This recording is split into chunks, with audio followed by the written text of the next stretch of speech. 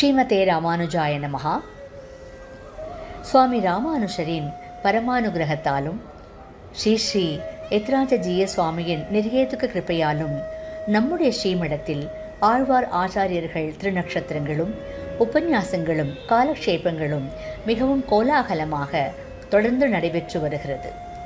அந்த வரிசையில் தற்பொழுது பக்தாமிர்தம் என்ற தலைப்பில் சுவாமி நம்மாழ்வார் திருநக்ஷத்திரத்தை முன்னிட்டு மே மாதம் 14ஆம் தேதி முதல் சிறப்பு உபன்யாசத் தொடர் நடைபெற வேண்டும் என்பது நம் ஜிய சுவாமியின் திருவுள்ளம். அதற்கு அனுகுணமாக நம்முடைய ஸ்ரீமடத்தில் மதுரகவி ஆழ்வார் அருளி செய்த கண்ணினுன் சிறுத்தாம்பு என்ற கிரந்தத்திலிருந்து அனுதினமும் ஒரு பாசுரத்தை பல்வேறு மகனீயர்கள் தினமும் காலை 7:30 மணிக்கு ஆன்லைனில் சாதிக்க இருக்கிறார்கள். ஆஸ்திக அன்பர்கள் அனைவரும் இந்த சிறப்பு உபன்யாசத் தொடரை கேட்டு பயன்பெறுமாறு பிரார்த்தித்துக் கொள்கிறோம். ஸ்ரீமதே ராமானுஜாய நமஹ. பயனன்னாகிலும் பாங்கல்லராகிலும் செயல் நன்னாகத் திருத்தி பணி கொள்வான் குயில் நின்னார் பொழில் சூழ் குருகுணம் முயல்கின்றேன் முந்தன் முய்கழற் கண்பயே. அன்பன் தன்னை அடைந்தவர்கட்கெல்லாம் அன்பன் தென் குருகூர் நகர் நம்பிக்கு அன்பனாய் மதுர கவி சொன்ன சொல் நம்புவார் பதி வைகுந்தம் காண்மினே.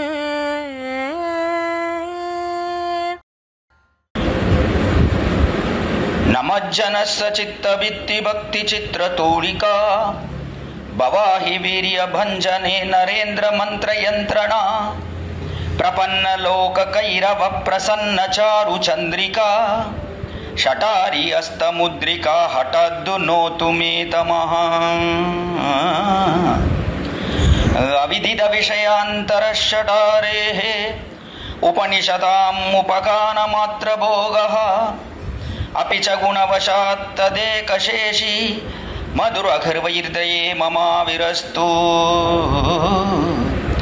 வேறொன்னும் நான் அறியேன் வேதம் தமிழ் செய்த மாறன் ஷடகோபன் வன்குருகூர் இரங்கள் வாழ்வாம் என்னேத்தும் மதுரகவியாரெம்மையாழ்வாரவரே அரண். ஸ்ரீமத்யை விஷ்ணு சித்தாரிய மனோநந்தன ஹேதவே நந்தநந்தன சுந்தரியை கோதாயை நித்யமங்களம். ஸ்ரீமதே ரம்யஜாமாத்ரு முனீந்திராய மகாத்மனே ஸ்ரீரங்கவாசினே பூயாத் நித்யஸ்ரீ நித்யமங்களம். உண்டோ வைகாசி விசாகத்து கொப்பொரு நாள், உண்டோ ஷடகோபர் கொப்பொருவர், ಉಂಡೋ ತಿರುವಾಯ್ಮುಡಿ ಕೊಪ್ಪು ತೆನ್ಗುರುಹೈ ಕುಂಡೋ ஒரு ಭಾರತನಿಲೊಕ್ಕುಮೋರ್ ಎಂಬುದು ಸ್ವಾಮಿ ಮಣವಾಳ ಮಾಮಣಿಗಳ ಅದ್ಭುತವಾದ ಪಾಶುರ ಉಪದೇಶ ರತ್ನ ಮಾಲೆಯಲ್ಲಿ. ಉಂಡೋ ವೈಗಾಸಿ ವಿಶಾಖತ್ತು ಕೊಪ್ಪೊರು ನಾಳ್ ಅಂತ ವಿಶಾಖ ಮಾಸದಲ್ಲಿ ಈ ಆಶ್ಚರ್ಯವಾದ ತಿರುನಕ್ಷತ್ರ ವಿಶಾಖ ನಕ್ಷತ್ರ, ಅದಕ್ಕೆ ಸಮವಾಗಿ ಇರುವ ಒಂದು ದಿನವು ಯಾವುದೂ ಇಲ್ಲ ಅನ್ನುವುದೇ ಸ್ವಾಮಿ ಮಣವಾಳ ಮಾಮಣಿಗಳ ಅಭಿಪ್ರಾಯ. ಆ ದಿನ ಇವತ್ತು ನಮಗೆ ಅಲಭ್ಯಲಾಗವಾಗಿ ಬಂದು ಲಭಿಸಿದೆ. ಆ ಥರ ಈ ದಿನಕ್ಕೆ ಏನು ವೈಭವ ಅಂತ ವಿಚಾರಿಸಿದರೆ ಮಣವಾಳ ಮಾಮಣಿಗಳು ಮುಂದಿನ ಒಂದು ಅದೇ ಪಾಶುರದಲ್ಲಿ ಉಂಡೋ ಷಡಗೋಪರ್ಕೊಪ್ಪೊರುವರ್ ಅಂತ ಷಡಗೋಪರಾದ ಸ್ವಾಮಿ ನಮ್ಮಾಳ್ವಾರಿಗೆ ಸಮವಾಗಿ ಯಾವ ಆಳ್ವಾರೂ ಇಲ್ಲ ಅನ್ನುವುದೇ ಅಭಿಪ್ರಾಯ. ಕಾರಣ ಸ್ವಾಮಿ ನಮ್ಮಾಳ್ವಾರ್ ಅವರು ಶರೀರಿಯಾಗಿದ್ದಾರೆ, ಉಳಿದ ಆಳ್ವಾರ್ಗಳೆಲ್ಲ ಅವರಿಗೆ ಶರೀರವಾಗಿದ್ದಾರೆ. ಆತ್ಮ ಅಂದರೆ ಸ್ವಾಮಿ ನಮ್ಮಾಳ್ವಾರ್, ಶರೀರ ಸ್ಥಾನದಲ್ಲಿ ಇರುವವರು ಉಳಿದ ಆಳ್ವಾರ್ಗಳು. ಆ ರೀತಿಯೇ ಸ್ವಾಮಿ ನಮ್ಮಾಳ್ವಾರ್ ಹಾಡಿರುವ ದಿವ್ಯ ಪ್ರಬಂಧಗಳು ಅವು 4 ದಿವ್ಯ ಪ್ರಬಂಧಗಳು. 4 ದಿವ್ಯ ಪ್ರಬಂಧಗಳು ಕೂಡ 4 ವೇದಕ್ಕೆ ಸಮವಾಗಿರುವುದು. ಅನ್ನುವ ಅಭಿಪ್ರಾಯದಿಂದ ಉಂಡೋ ಷಡಗೋಪರ್ಕೊಪ್ಪೊರುವರ್ ಅಂತ ಋಗ್ವೇದ ಸಾರವಾಗಿ ತಿರುವಿರುತ್ತವೇನು, ಯಜುರ್ವೇದ ಸಾರವಾಗಿ ತಿರುವಾಶಿರವೇನು, ಸಾಮವೇದ ಸಾರವಾಗಿ ತಿರುವಾಯ್ಮಡಿವೇನು, ಅಥರ್ವಣ ವೇದ ಸಾರವಾಗಿ ಪೆರಿಯ ತಿರುವಂದಾದಿವೇನು, ಈ ಥರ ಇರುವ 4 ದಿವ್ಯ ಪ್ರಬಂಧಗಳನ್ನು ಅನುಗ್ರಹಿಸಿರುವ ಸ್ವಾಮಿ ನಮ್ಮಾಳ್ವಾರಿಗೆ ಸಮವಾಗಿ ಯಾವ ಆಳ್ವಾರನ್ನು ಹೇಳುವುದು ಅಸಾಧ್ಯವೇ ಎನ್ನುವುದು ಸ್ವಾಮಿ ಮಣವಾಡ ಮಾಮುನಿಗಳನ್ನ ಅಭಿಪ್ರಾಯ. ಉಂಡೋ ಷಡಗೋಪರ್ಕೊಪ್ಪೊರುವರ್. ಆದರೆ ಈ ಷಟಗೋಪರ್ಕೆ ಏನು ಅಷ್ಟೊಂದು ವೈಭವ ಅಂದರೆ 4 ದಿವ್ಯ ಪ್ರಬಂಧಗಳು ಹಾಡಿದ್ರೂ ಕೂಡ 4 ವೇದ ಸಾರವಾಗಿರುವ 4 ದಿವ್ಯ ಪ್ರಬಂಧಗಳು ಅಂತ ನಾವು ಹೇಳಿದ್ರೂ ಕೂಡ ಇವರಿಗೆ ಇರುವ ಒಂದು ಅಪ್ರತಿಮವಾದ ವೈಭವ ಅಂದರೆ ಇವರು ಆಡಿರುವ ತಿರುವಾಯ್ಮುಡಿಯೇ ಅದಕ್ಕೆ ಕಾರಣ ಅಂತ ಹೇಳಬೇಕು. ಉಂಡೋ ತಿರುವಾಯ್ಮುಡಿ ಕೊಪ್ಪು ಅಂತ ತಿರುವಾಯ್ಮುಡಿಗೆ ಸಮವಾಗಿ ಒಂದು ದಿವ್ಯ ಪ್ರಬಂಧ ಯಾವುದೂ ಇಲ್ಲ ಅನ್ನುವುದೇ ಅಭಿಪ್ರಾಯ. ಕಾರಣ ವೇದಕ್ಕೆ ಮುಖ್ಯವಾಗಿ ಇರುವುದು ಸಾಮವೇದ. ಸಾಮವೇದದಲ್ಲಿ ಆಶ್ಚರ್ಯವಾಗಿ ಪರಬ್ರಹ್ಮಭೂತನಾದ ಶ್ರೀಮನ್ನಾರಾಯಣನ ಅದ್ಭುತವಾದ ಸ್ವರೂಪರೂಪ ಗುಣವಿಭೂತಿಗಳನ್ನು ಚೆನ್ನಾಗಿ ವಿಶದತರವಾಗಿ ವಿಶದತಮವಾಗಿ ನಾವು ಅನುಭವಿಸುವಂತೆ ಇದೆ ಅಲ್ಲಿ. ಆ ರೀತಿಯೇ ಕೂಡ ತಿರುವಾಯ್ಮಡಿಯಲ್ಲೂ ಭಗವಂತನ ಗುಣಗಳು ಅದನ್ನು ಚೆನ್ನಾಗಿ ಅನುಭವಿಸುವಂತ ಒಂದು ವೈಭವ ಇರುವ ಕಾರಣದಿಂದ ತಿರುವಾಯ್ಮಡಿಗೆ ಸಮವಾಗಿ ಯಾವ ದಿವ್ಯ ಪ್ರಬಂಧವನ್ನು ಹೇಳುವುದು ಅಸಾಧ್ಯವೇ ಅನ್ನುವುದು ಮಾಮುನಿಗಳ ಅಭಿಪ್ರಾಯ. ಆದ್ದರಿಂದ ಉಂಡೋ ತಿರುವಾಯ್ಮಡಿ ಕೊಪ್ಪು ಅಂತ ಹೇಳಿ ಇದಕ್ಕೆಲ್ಲ ಮೂಲ ಕಾರಣವೇನೆಂದರೆ ಸ್ವಾಮಿ ನಮ್ಮಾಳ್ವಾರಿನ ಅವತಾರ ಸ್ಥಳ ಅದು ತೆನ್ಗುರುಹೈ ಕೊಂಡೋ ಒಂದು ಭಾರದಲ್ಲಿ ಒಕ್ಕುಮೋರ್ ಅಂತ ತೆನ್ಗುರುಹೈ ಅಂತ ತುಂಬಾ ಸುಂದರವಾಗಿರುವ ಈ ಆಳ್ವಾರ್ ತಿರುನಗರಿ. ಅಲ್ಲಿಂದಲೇ ಅಡಿಯೇನ್ ಇವಾಗ ಈ ಉಪನ್ಯಾಸವನ್ನು ಹೇಳುತ್ತಿದ್ದೇನೆ. ಈ ಆಳ್ವಾರ್ ತಿರುನಗರಿಗೆ ಸಮವಾಗಿ ಒಂದು ದಿವ್ಯ ದೇಶವನ್ನು ಹೇಳುವುದು ಅಸಾಧ್ಯ. ಕಾರಣ ಇಲ್ಲೇ ತಿರುವಾಯ್ಮುಡಿ ಅವತರಿಸಿತು. ಈ ತಿರುವಾಯ್ಮುಡಿ ಅವತರಿಸುವುದಕ್ಕೆ ಕಾರಣವೇ ಸ್ವಾಮಿ ನಮ್ಮಾಳ್ವಾರಿನ ಅವತಾರ. ನಮ್ಮಾಳ್ವಾರ್ ಅವತರಿಸುವ ಅದ್ಭುತವಾದ ದಿನ ಅಂದ್ರೆ ಅದು ಈ ದಿನವೇ ಅಂತ ಕೊಂಡಾಡುತ್ತಾರೆ ಸ್ವಾಮಿ ಮಣವಾಡ ಮಾಮುನಿಗಳು. ಉಂಡೋ ವೈಯಾಸಿ ವಿಶಾಖತ್ ಕೊಪ್ಪೊರುಮಳಾಳ್ ಅಂತ ವಿಶಾಖ ಮಾಸದಲ್ಲಿ ಈ ವಿಶಾಖ ನಕ್ಷತ್ರ ವೈಕಾಸ ಮಾಸದಲ್ಲಿ ವಿಶಾಖ ನಕ್ಷತ್ರಕ್ಕೆ ಸಮವಾಗಿ ಒಂದು ದಿನ ಅದನ್ನು ಹೇಳುವುದು ಅಸಾಧ್ಯವೇ ಅಂತ ಅದ್ಭುತವಾದ ಪಾಶುರ. ಅದಕ್ಕನುಗುಣವಾಗಿ ಈ ವೈಕಾಸ ಮಾಸದಲ್ಲಿ ವಿಶಾಖ ನಕ್ಷತ್ರದಲ್ಲಿ ಈ ದಿನವು ಸ್ವಾಮಿ ನಮ್ಮಾಳ್ವಾರಿನ ಅದ್ಭುತವಾದ ತಿರುನಕ್ಷತ್ರ ಮಹೋತ್ಸವದ ದಿನದಲ್ಲಿ ಕಣ್ಣಿನುಂಶಿರುತ್ತಾಂಬು ಅನ್ನುವ ಅವರ ಬಗ್ಗೆ ಇರುವ ಅವರ ಶಿಷ್ಯರಾದ ಮಧುರಕವಿ ಆಳ್ವಾರ್ ಅವರು ರಚಿಸಿರುವ ಆಶ್ಚರ್ಯವಾದ ಈ ದಿವ್ಯ ಪ್ರಬಂಧ. ಆ ದಿವ್ಯ ಪ್ರಬಂಧದ ಕೊನೆಯ ಪಾಶುರಗಳು 2 ಪಾಶುರಗಳು, ಶಾತ್ಮರೆ ಪಾಶುರಗಳು, 10ನೇ ಪಾಶುರ, 11ನೇ ಪಾಶುರ. ಇದರ ಅರ್ಥ ವಿಶೇಷಗಳನ್ನು ನಾವು ಇಲ್ಲಿ ಅನುಭವಿಸಬೇಕು ಅಂತ ಕೂಡಿದ್ದೇವೆ ಇವಾಗ. ಇದಕ್ಕೆ ಮೂಲ ಕಾರಣ ಶ್ರೀಮದ್ ವೇದ ಮಾರ್ಗ ಪ್ರತಿಷ್ಠಾಪನಾಚಾರ್ಯ ಉಭಯ ವೇದಾಂತ ಪ್ರವರ್ತಕರಾಗಿರುವ ಪರಮಹಂಸ ಪರಿಭ್ರಾಜಕಾಚಾರ್ಯರಾಗಿರುವ ಯದುಗಿರಿ ಯತಿರಾಜ ನಾರಾಯಣ ರಾಮಾನುಜ ಜೀಯರ್ ಸ್ವಾಮಿ ಅವರ ಪರಮ ಕೃಪೆಯಿಂದ ಅವರ ನಿಯಮನಾನುಗುಣವಾಗಿ ಈ ಉಪನ್ಯಾಸವನ್ನು ಹೇಳಬೇಕು ಅಂತ ಅಡಿಯೇನು ಇಲ್ಲಿ ಬಂದಿದ್ದೇನೆ. ನೀವೆಲ್ಲರೂ ಸೇರಿದ್ದೀರಾ ಇದನ್ನು ಕೇಳಬೇಕು ಅಂತ. ಅದಕ್ಕೆ ಮೂಲ ಕಾರಣ ಜೀಯರ್ ಸ್ವಾಮಿ. ಆ ಸ್ವಾಮಿಯ ತಿರುವಡಿ ತಾಮರೆಗಳಿಗೆ ಅಡಿಯೇನಿವಾಗ ವಂದನೆಗಳನ್ನು ಸಮರ್ಪಿಸಿ ಅವರ ನಿಯಮನವನ್ನು ಶಿರಸ ವಹಿಸಿ ಇನ್ನ ಸ್ವಲ್ಪ ಕಾಲ ಸ್ವಾಮಿ ಮಧುರಕವಿ ಆಳ್ವಾರಿನ ಕಣ್ಣಿನುಂಶಿರುತ್ತಾಂಬ ದಿವ್ಯ ಪ್ರಬಂಧದಲ್ಲಿ ಕೊನೆಯ 2 ಪಾಶುರಗಳು 10ನೇ ಪಾಶುರ 11ನೇ ಪಾಶುರದ ಅರ್ಥ ವಿಶೇಷಗಳನ್ನು ಹೇಳಿ ಸತ್ತೆ ಪಡೆಯೋಣ ಅಂತ ಇವಾಗ ಪ್ರಾರಂಭಿಸುತ್ತೇನೆ. ಸ್ವಾಮಿಯ ಪಾದಾರವಿಂದಗಳನ್ನೇ ಬಲವಾಗಿಕೊಂಡು ಅದಕ್ಕೂ ಮೇಲೆ ಅಡಿಯೇನಿನ ತಿರುತ್ತಹಪ್ಪನಾರ್ ಆದ ಇಳೆಯವಲ್ಲಿ ಸ್ವಾಮಿ ಅವರ ಪಾದಾರವಿಂದಗಳನ್ನು ಬಲವಾಗಿಕೊಂಡು ಇಲ್ಲಿ ಈ ಉಪನ್ಯಾಸವನ್ನು ಪ್ರಾರಂಭಿಸುತ್ತೇನೆ. ಸ್ವಾಮಿ ಮಧುರಗಿಯಾಳ್ವಾರ್ ಅವರೇ ಒಬ್ಬರೇ ಶಿಷ್ಯರು ಸ್ವಾಮಿ ನಮ್ಮಾಳ್ವಾರಿಗೆ. ಸ್ವಾಮಿ ನಮ್ಮಾಳ್ವಾರ್ ಇಲ್ಲಿ ಆಳ್ವಾರ್ ತಿರುನಗರಿಯಲ್ಲಿ ಇಲ್ಲಿ ಇರುವ ಹುಳಿಯ ಮರ, ಆ ಮರದ ಕೆಳಗಡೆ ಇರುವಾಗ ಎದುರುಗಡೆ ಇದ್ದವರು ಅಂದರೆ ಒಬ್ಬರೇ ಶಿಷ್ಯರಾದ ಮಧುರಕವಿ ಆಳ್ವಾರ್ ಒಬ್ಬರು. ಇವರು ಪರಮಾಸ್ತಿಗರಾಗಿದ್ದಿ ಇಲ್ಲಿ ನಮ್ಮಾಳ್ವಾರೇ ತಮಗೆ ಎಲ್ಲ ದೇವತೆ ಅಂತ ಒಂದು ಭಾವನೆಯಲ್ಲಿ ಇದ್ದವರು ಸ್ವಾಮಿ ಮಧುರಕವಿ ಆಳ್ವಾರ್. ಅಷ್ಟೊಂದು ಅಚಂಚಲವಾದ ಭಕ್ತಿ ಇತ್ತು ಮಧುರಕವಿ ಆಳ್ವಾರಿಗೆ ಸ್ವಾಮಿ ನಮ್ಮಾಳ್ವಾರ್ ವಿಷಯದಲ್ಲಿ. ಅದಕ್ಕೆ ಮೂಲ ಕಾರಣ ಎಲ್ಲೋ ಇದ್ದವರು ಮಧುರಕವಿ ಆಳ್ವಾರ್. ಇವರ ಅವತಾರ ಸ್ಥಳ ಅಂತ ನೋಡಿದ್ರೆ ಆಳ್ವಾರ್ ತಿರುನಗರಿಗೆ ಬಹಳ ಸಮೀಪದಲ್ಲಿ ಇರುವ ತಿರುಕ್ಕೋಳೂರ್ ಅನ್ನುವ ದಿವ್ಯ ದೇಶ. ಆ ದಿವ್ಯ ದೇಶದಲ್ಲಿ ಅವತರಿಸಿದ್ರು ಮಧುರಕವಿ ಆಳ್ವಾರ್. ಇಲ್ಲಿಂದ ಅಲ್ಲಿ ದಕ್ಷಿಣ ಭಾರತಕ್ಕೆ ಹೋದಾಗ ಅಲ್ಲಿ ಆಶ್ಚರ್ಯವಾಗಿ ಗಂಗಾ ನದಿಯಲ್ಲಿ ಸ್ನಾನ ಮಾಡುವಾಗ ಅಲ್ಲಿ ಒಂದು ತೇಜೋಮಯವಾದ ಒಂದು ಜ್ವಾಲೆಯನ್ನು ನೋಡಿ ಅದನ್ನೇ ನೋಡ್ತಾ ಬಂದು ಕೊನೆಯಲ್ಲಿ ಆಳ್ವಾರ್ತನರಿಗೆ ಬಂದ ಕಾಲದಲ್ಲಿ ಇಲ್ಲಿ ಆ ಜ್ವಾಲೆ ಇಲ್ಲದಂತಾಯಿತು. ಇಲ್ಲಿ ಏನ್ ವಿಶೇಷ ಅಂತ ಕೇಳಿದಾಗ ಇಲ್ಲಿ ಒಂದು 16 ವಯಸ್ಸು ಬಾಲಕ ಒಬ್ಬ ಇದ್ದಾನೆ. ಇಲ್ಲಿ ಹುಟ್ಟಿದ ಕಾಲದಿಂದ ಏನು ಪಾನವಿಲ್ಲ, ಮಲಮೂತ್ರಾದಿ ವಿಸರ್ಜನವಿಲ್ಲ, ಈ ರೀತಿಯೇ ಕುಡಿತಿದ್ದಾನೆ ಇಲ್ಲಿ ಹುಳಿಯ ಮರದ ಕೆಳಗೆ ಅಂತ ಎಲ್ಲರೂ ಹೇಳಿದ್ದನ್ನು ಕೇಳಿ, ಓ ಈ ತೇಜೋ ವಿಶೇಷಕ್ಕೆ ಇವರೇ ಕಾರಣ ಅಂತ ಹರಿತ ಆ ಮಧುರಕವಿ ಆಳ್ವಾರ್ ಸ್ವಾಮಿ ನಮ್ಮಾಳ್ವಾರಲ್ಲಿ ಬಂದು ಒಂದು ಪ್ರಶ್ನೆಯನ್ನು ಕೇಳಿ ಆ ಪ್ರಶ್ನೆಗೆ ಯಾವಾಗ ಉತ್ತರ ನೀಡಿದ್ರು ಸ್ವಾಮಿ ನಮ್ಮಾಳ್ವಾರ್, ಶತ್ತದಿನ್ ವೈತಿಲ್ ಸಿರಿಯದ ಬಿರಂದಾಲ್ ಎತ್ತೈತಿನ್ನು ಎಂಗೇ ಕಿಡಕ್ಕುಂ ಅಂತ ಆ ಪ್ರಶ್ನೆ. ಶತ್ತದಿನ್ ವೈತಿಲ್ ಸಿರಿಯದ ಬಿರಂದಾಲ್ ಅಂದ್ರೆ ಶತ್ತದ ಅಂದ್ರೆ ಜಡ ಪದಾರ್ಥ, ಅದು ನಮ್ಮ ಶರೀರ. ಆ ಶರೀರದ ಒಳಗಡೆ ಆತ್ಮ ಅನ್ನುವುದು ಇದ್ರೆ ಅದು ಏನ್ ಮಾಡತ್ತೆ, ಒಳಗಡೆ ಎತ್ಕೊಂಡು ಯಾವುದನ್ನು ಅನುಭವಿಸುತ್ತದೆ ಅಂತ ಮಧುರಕವಿ ಆಳ್ವಾರಿನ ಪ್ರಶ್ನೆ. ಆವಾಗ ಸ್ವಾಮಿ ನಮ್ಮಾಳ್ವಾರ್ ಇಷ್ಟು ಕಾಲ 16 ವಯಸ್ಸು ತನಕ ಯಾರೋ ಬಂದ್ರು, ಏನೇನೋ ಪ್ರಶ್ನೆ ಕೇಳಿದ್ರು, ನಾವು ಯೋಗಿ ಅಂತ ಅನ್ಕೊಂಡು ನನಗೆ ಇದು ಬೇಕು ಅದು ಬೇಕು ಅಂತ ಸಾಂಸಾರಿಕವಾದ ವಿಷಯಗಳನ್ನೆಲ್ಲ ನನ್ನಲ್ಲಿ ಕೇಳಿದ್ರೆ ವಿನಃ ಒಬ್ಬರು ತತ್ವ ವಿಚಾರ ಮಾಡಲೇ ಇಲ್ಲ. ಬಂದಿರುವ ಈ ಒಂದು ವ್ಯಕ್ತಿ ಮಧುರಕವಿ ಆಳ್ವಾರ್ ಇವರು ಒಬ್ಬರೇ ತತ್ವ ವಿಚಾರ ಮಾಡುತ್ತಿದ್ದಾರೆ, ಇವರಿಗೆ ಖಂಡಿತ ನಾವು ಉತ್ತರ ಹೇಳಬೇಕು ಅಂತ ಕೊಂಡು ಸ್ವಾಮಿ ನಮ್ಮಾಳ್ವಾರ್ ಅವಾಗ ಉತ್ತರ ಹೇಳಿದ್ರು, ಅತ್ತೈತಿನ್ನು ಹಂಗೆ ಕಿಡಕ್ಕಂ ಅಂತ.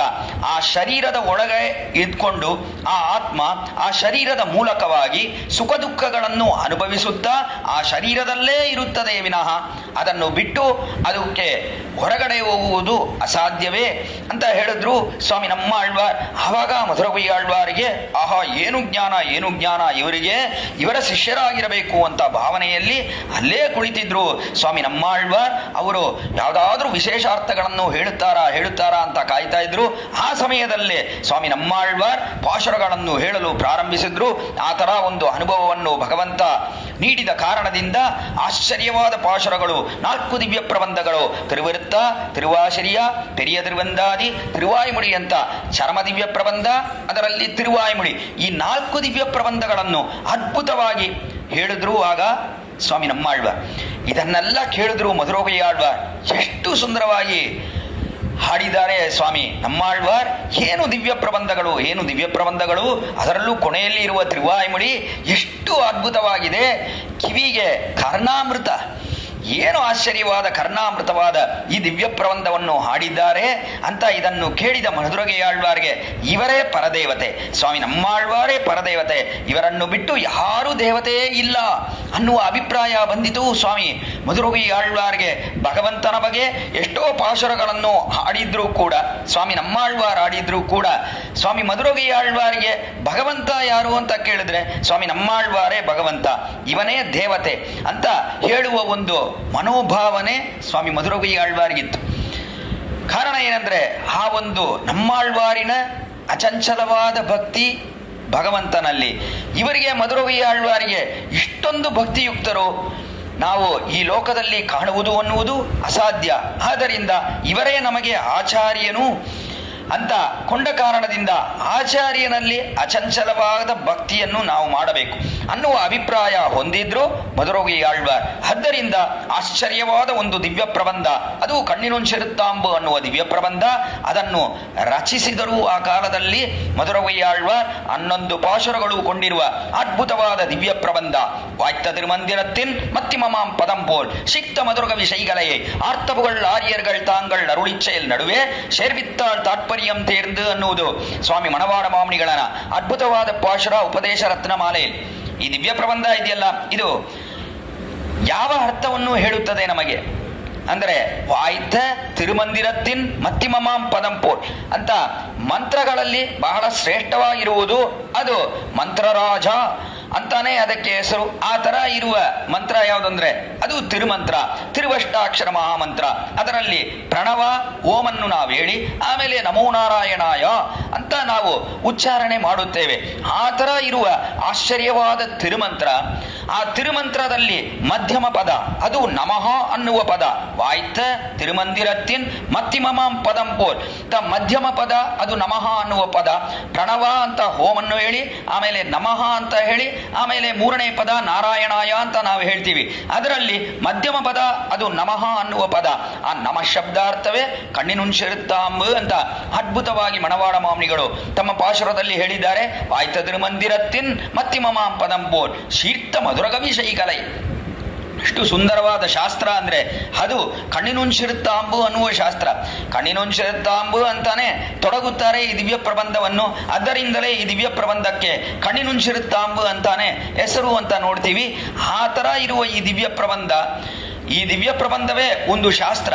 ಈ ಶಾಸ್ತ್ರದಲ್ಲಿ ಯಾವ ಅರ್ಥವನ್ನು ನಾವು ಅರಿಯುತ್ತೇವೆ ಅಂದ್ರೆ, ಈ ಶಾಸ್ತ್ರದಲ್ಲಿ ಆಚಾರ್ಯನೇ ಎಲ್ಲ ತರಹದ ನಮಗೆ ಉಪಾಯ, ಉಪೇಯ, ಪ್ರಾಪ್ಯಭೂತ ಕೈಂಕರ್ಯ ಮಾಡಬೇಕಂದ್ರೆ ಆಚಾರ್ಯನ ಪಾದಾರವಿಂದಗಳಲ್ಲೇ ಮಾಡಬೇಕು.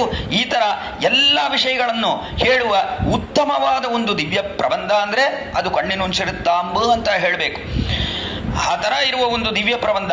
ಎಲ್ಲ ದಿವ್ಯ ಪ್ರಬಂಧಗಳನ್ನು ಒಂದು ಕಡೆ ಇಟ್ರೆ ಈ ಒಂದು ಕಣ್ಣಿನುಂಚಿರುತ್ತಾಂಬು ಅನ್ನೋ ದಿವ್ಯ ಪ್ರಬಂಧವನ್ನು ಅದನ್ನು ಒಂದು ಕಡೆ ಇಡಬೇಕು. ಆ ತರ ಇರುವ ಒಂದು ವೈಭವ ಈ ಕಣ್ಣಿನುಂಚಿರುತ್ತಾಂಬಿಗೆ ಇದೆ ಅಂತ ನಾವು ನೋಡ್ತೀವಿ.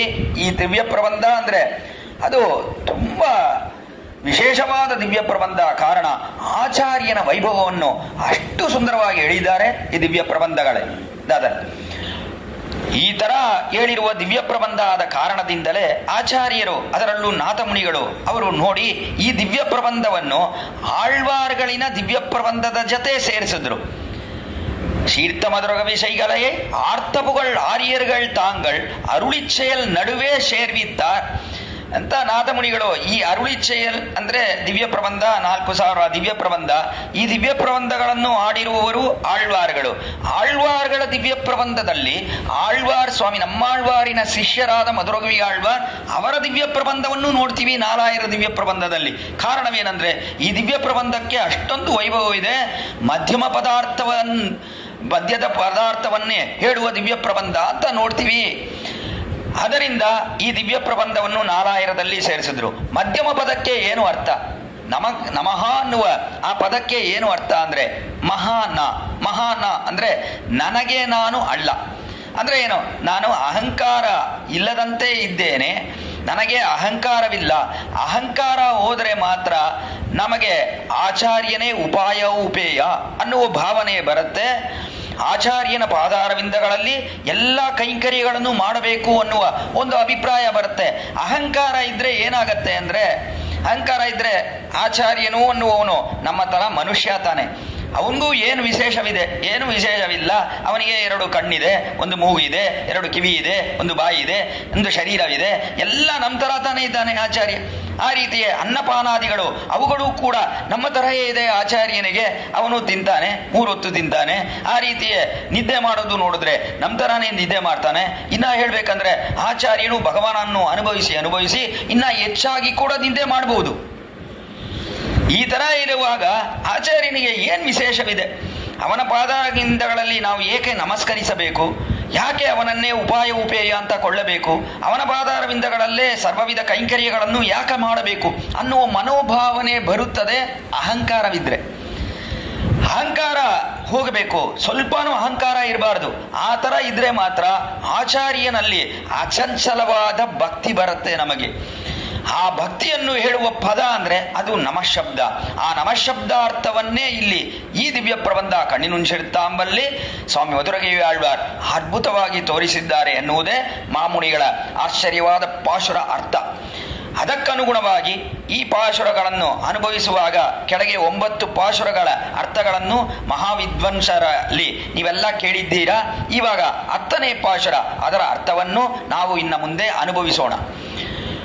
ಪಾಶುರ ಹೇಗಿದೆ ಅಂದ್ರೆ, பயனன்னாகிலும் பாங்கல்லராகிலும் செயல் நன்னாக திருத்திப் பணிகொள்வான் குயில் நின்றார் பொழில் சூழ் குருகூர் ನಂಬಿ ಮುಯಲ್ಗಿನ್ರೇನ್ ಮುಂದನ್ ಮೊಯ್ಗಳರ್ ಕನ್ಬಯೇ ಅನ್ನುವುದು ಈ ಅದ್ಭುತವಾದ ಪಾಶುರ.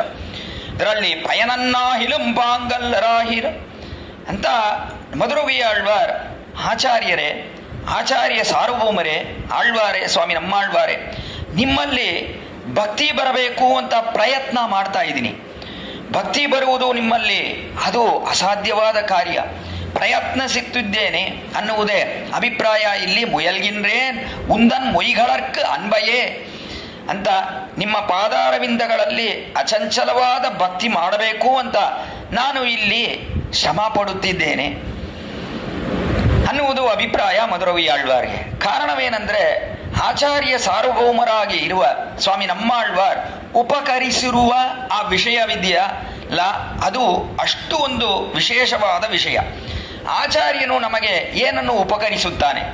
ನಮ್ಮಾಳ್ವಾರ್ ಉಪಕರಿಸಿರುವುದು ಅದು ಸ್ವಾಮಿ ಮಧುರವಿಯಾಳ್ವಾರ್ಗೆ ಇದನ್ನೇ ಉಪಕರಿಸುತ್ತಾರೆ. ಕಾರಣ ಸ್ವಾಮಿ ನಮ್ಮಾಳ್ವಾರು ಆಚಾರ್ಯ ಸ್ಥಾನದಲ್ಲೇ ಇರುವುದರಿಂದ ಅವರು ಉಪಕರಿಸಿರುವುದು ಏನು ಅಂದರೆ, ನಮಗೆ ನಮ್ಮ ಆಚಾರ್ಯನು ಏನನ್ನು ಉಪಕರಿಸಿದ್ದಾರೋ ಅದನ್ನೇ ಸ್ವಾಮಿ ನಮ್ಮಾಳ್ವಾರ್ ಆ ಕಾಲದಲ್ಲಿ ಮಧುರವಿಯಾಳ್ವಾರಿಗೂ ಉಪಕರಿಸಿದ್ರು.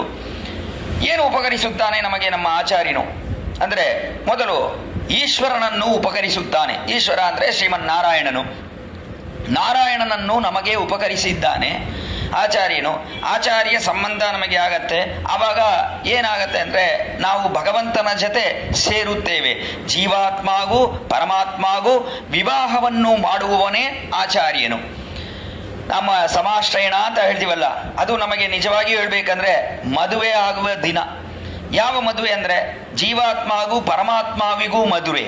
ಇದು ವೆಡ್ಡಿಂಗ್ ಡೇ ಅಂತ ಹೇಳ್ತೀವಲ್ಲ, ಆ ಒಂದು ಮದುವೆಯ ದಿನವೇ ಈ ದಿನ ಆಚಾರ್ಯನ ಸಮಾಶ್ರಯಣ.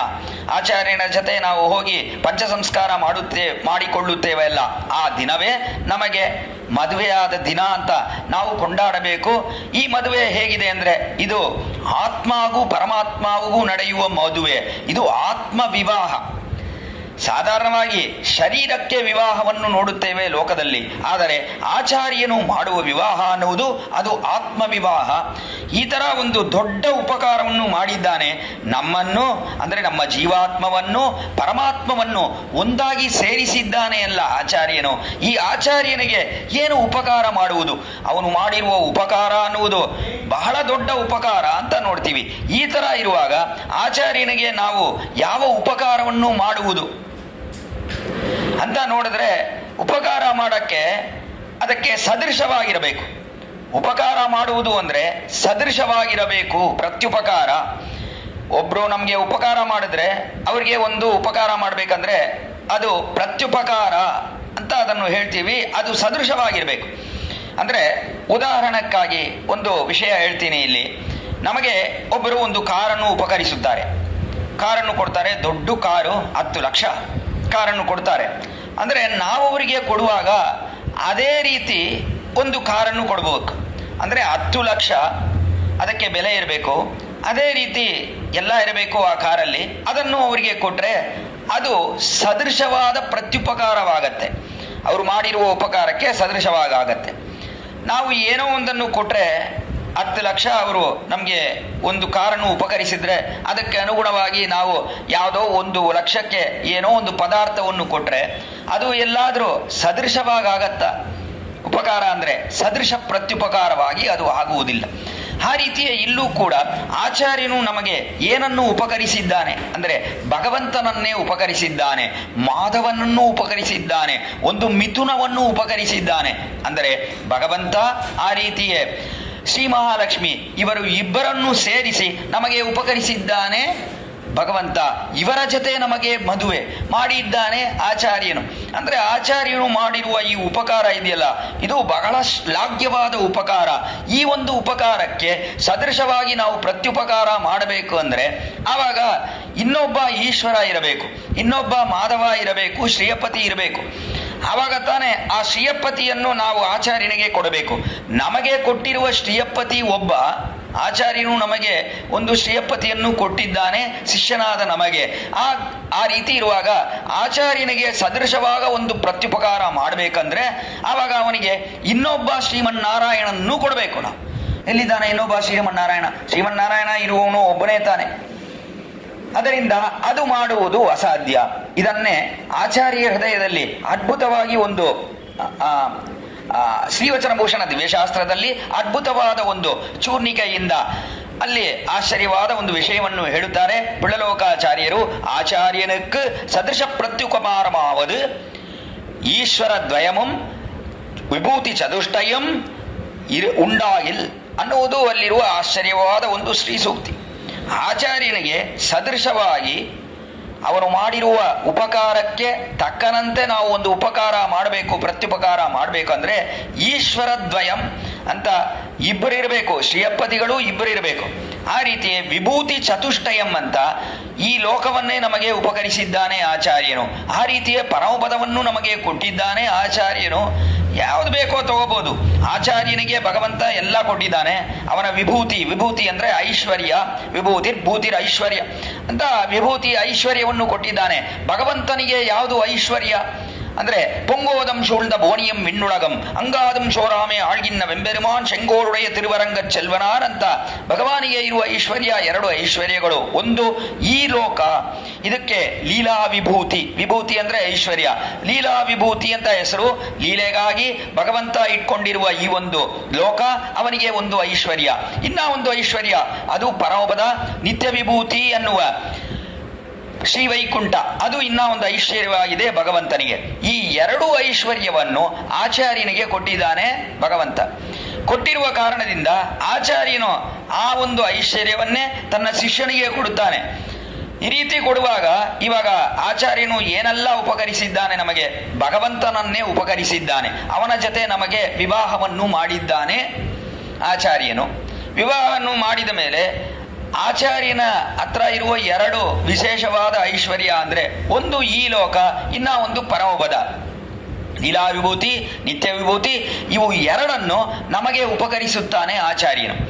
ಈ ತರ ಆಚಾರ್ಯನು ಉಪಕರಿಸಿದ್ದಾನೆ ಅಂದ್ರೆ ಇದಕ್ಕೆ ಸದೃಶವಾಗಿ ತಕ್ಕನಂತೆ ಇರುವ ಒಂದು ಪ್ರತ್ಯುಪಕಾರವನ್ನು ನಾವು ಮಾಡಬೇಕು ಅಂದ್ರೆ ಆವಾಗ ಇನ್ನೊಬ್ಬ ಈಶ್ವರ ಇರಬೇಕು. ನಮಗೆ ಕೊಟ್ಟಿದ್ದನ್ನೇ ಕೊಡಬಾರ್ದು. ಒಬ್ಬ ನಮಗೆ ಕಾರ್ ಕೊಟ್ಟ ಅಂದ್ರೆ ಆ ಕಾರನ್ನೇ ತಿರ್ಗಾ ಅವನಿಗೆ ಕೊಡುವುದು ಅದು ಪ್ರತ್ಯುಪಕಾರವಲ್ಲ, ಬೇರೆ ಕಾರ್ ಕೊಡಬೇಕು. ಆ ರೀತಿಯೇ ಇರಬೇಕು ಆ ಕಾರ್. ಅಂದ್ರೆ ಇಲ್ಲಿ ಆಚಾರ್ಯನು ನಮಗೆ ಭಗವಂತನ ಕೊಟ್ಟಿರುವ ಕಾರಣದಿಂದ ಅವನಿಗೆ ಕೊಡ್ಬೇಕಂದ್ರೆ ಏನ್ ಕೊಡ್ಬೇಕಂದ್ರೆ ಭಗವಂತನನ್ನು ಕೊಡಬೇಕು. ಅವಾಗ ಇನ್ನೊಬ್ಬ ಶ್ರೀಮನ್ನಾರಾಯಣನು ಇರಬೇಕು. ಆ ರೀತಿಯೇ ಅವನ ಐಶ್ವರ್ಯವಾದ ಎರಡು ಲೋಕಗಳು, ಈ ಲೀಲಾ ವಿಭೂತಿ, ನಿತ್ಯ ವಿಭೂತಿ, ಇವು ಎರಡನ್ನೂ ಕೊಡಬೇಕು ಅಂದ್ರೆ ಅದಕ್ಕೆ ಅನುಗುಣವಾಗಿ ಇನ್ನ ಎರಡು ಲೋಕಗಳು ಇರಬೇಕು. ಇನ್ನ ಎರಡು ನಿತ್ಯ ವಿಭೂತಿ, ಲೀಲಾ ವಿಭೂತಿ ಇರಬೇಕು. ನಮಗೆ ಕೊಟ್ಟಿದ್ದನ್ನೇ ತಿರ್ಗಾ ಕೊಡಬಾರ್ದು, ಬೇರೆ ಇರಬೇಕು, ನಮ್ಮ ಹತ್ರನೇ ಇರಬೇಕು. ನಮಗೆ ಸ್ವಾಧೀನವಾಗಿರುವ ಈ ವಿಷಯಗಳು ಇರಬೇಕು. ಯಾವ ವಿಷಯಗಳು? ಭಗವಂತ ನಮಗೆ ಸ್ವಾಧೀನವಾಗಿ ನಮಗಾಗಿಯೇ ಇರುವ ಭಗವಂತ ಅಂತ ಒಬ್ಬ ಇರಬೇಕು. ನಮಗಾಗಿಯೇ ಇರುವ ಎರಡು ಲೋಕಗಳು ಲೀಲಾ ವಿಭೂತಿ, ನಿತ್ಯ ವಿಭೂತಿ ಅಂತ ನಮಗಾಗಿಯೇ ಇರಬೇಕು. ಆ ತರ ಇದ್ರೆ ಮಾತ್ರ ಇದನ್ನು ಆಚಾರ್ಯನಿಗೆ ಕೊಟ್ರೆ ಆವಾಗ ಅದು ಸದೃಶ ಪ್ರತ್ಯುಪಕಾರವಾಗ ಆಗುತ್ತದೆ. ಆ ರೀತಿ ಇಲ್ಲದೆ ನಮಗೆ ಕೊಟ್ಟಿದ್ದನ್ನೇ ತಿರ್ಗಾ ಕೊಟ್ರೆ ಅದು ಸದೃಶ ಪ್ರತ್ಯುಪಕಾರವಾಗಿ ಆಗುವುದಿಲ್ಲ. ಈ ರೀತಿ ನೋಡುವಾಗ ಆಚಾರ್ಯನಿಗೆ ಏನು ಕೊಡುವುದಕ್ಕೆ ಏನೂ ಇಲ್ಲ. ನಮ್ಮ ಕೈಯಲ್ಲಿ ಏನಾದ್ರೂ ಇದ್ರೆ ಅಲ್ವಾ ಕೊಡಕ್ಕೆ? ಏನೂ ಇಲ್ಲ. ಎಲ್ಲ ಆಚಾರ್ಯನದೇ. ನಮ್ಮ ಐಶ್ವರ್ಯಗಳು, ಆತ್ಮಾತ್ಮೀಯಗಳು ಎಲ್ಲ ಆಚಾರ್ಯನದು ಅಂತ ಸಮರ್ಪಿಸಿದ ಮೇಲೆ ಆಚಾರ್ಯನಿಗೆ ಪ್ರತ್ಯುಪಕಾರ ಏನ್ ಮಾಡುವುದು ಅಂತ ಗೊತ್ತಾಗದೆ ಇಲ್ಲಿ ಮಧುರವಯ್ಯಾಳ್ವಾರ್ ಆಚಾರ್ಯರೇ, ಸಾರ್ವಭೌಮರೇ, ಸ್ವಾಮಿ ನಮ್ಮಾಳ್ವಾರೇ, ನಿಮಗೆ ನಾನು ಏನನ್ನು ಕೊಡುವುದಕ್ಕೆ ನನ್ನ ಕೈಯಲ್ಲಿ ಏನೂ ಇಲ್ವಲ್ಲ. ಆ ರೀತಿ ಏನು ಉಪಕಾರವನ್ನು ಮಾಡಿದ್ರು ಸ್ವಾಮಿ ನಮ್ಮಾಳ್ವಾರ್ ಅನ್ನುವುದನ್ನು ಅದ್ಭುತವಾಗಿ ಹೇಳ್ತಾರೆ ಸ್ವಾಮಿ ಮಧುರವಯ್ಯಾಳ್ವಾರ್ ಈ ಪಾಶುರದಲ್ಲಿ. ಪಯನನ್ನಾಹಿಲುಂ ಪಾಂಗಲ್ಲರಾಹಿಲುಂ ಪಯನನ್ನಾಹಿಲುಂ ಅಂತ ಸ್ವಾಮಿ ನಮ್ಮಾಳ್ವಾರ್ಗೆ ಏನು ಪಯನ್ ಅಂದ್ರೆ ಅವ್ರಿಗೆ ಏನು ಫಲ ಏನಾದರೂ ಇದೆಯಾ? ಸ್ವಾಮಿ ಮಧುರವಯ್ಯಾಳ್ವಾರನ್ನು ಚೆನ್ನಾಗಿ ಶಿಕ್ಷಿಸಿ ಅದರಿಂದ ಆಳ್ವಾರ್ಗೆ ಏನು ಫಲವಿಲ್ಲ. ಆಚಾರ್ಯನು ನಮ್ಮನ್ನು ಚೆನ್ನಾಗಿ ಶಿಕ್ಷಿಸುತ್ತಾನೆ ಅಂದ್ರೆ ಅದಕ್ಕೆ ಅವನಿಗೆ ಏನು ಫಲ ಅಂದ್ರೆ ಆಚಾರ್ಯನು ಶಿಕ್ಷಿಸಿದ ಕಾರಣದಿಂದ ನಮಗೆ ನಮ್ಮಲ್ಲಿ ಇರುವ ಐಶ್ವರ್ಯವನ್ನೆಲ್ಲ ಆಚಾರ್ಯನಿಗೆ ನಾವು ಕೊಡ್ತೀವಿ. ಅದರಿಂದ ಆಚಾರ್ಯನು ತುಂಬಾ ಐಶ್ವರ್ಯವಂತನಾಗುತ್ತಾನೆ, ಧನವಂತನಾಗುತ್ತಾನೆ.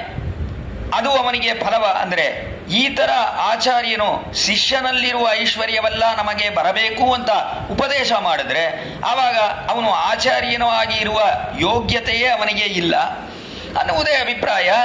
ಆಚಾರ್ಯನಾಗಿರುವವನು ಇದನ್ನು ಉದ್ದೇಶಿಸಿ ಯಾವಾಗಲೂ ಅವನು ಉಪದೇಶ ಮಾಡಬಾರದು. ಯಾವುದನ್ನು ಉದ್ದೇಶಿಸಿ ಅಂದ್ರೆ ದೃಷ್ಟ ಫಲಗಳು.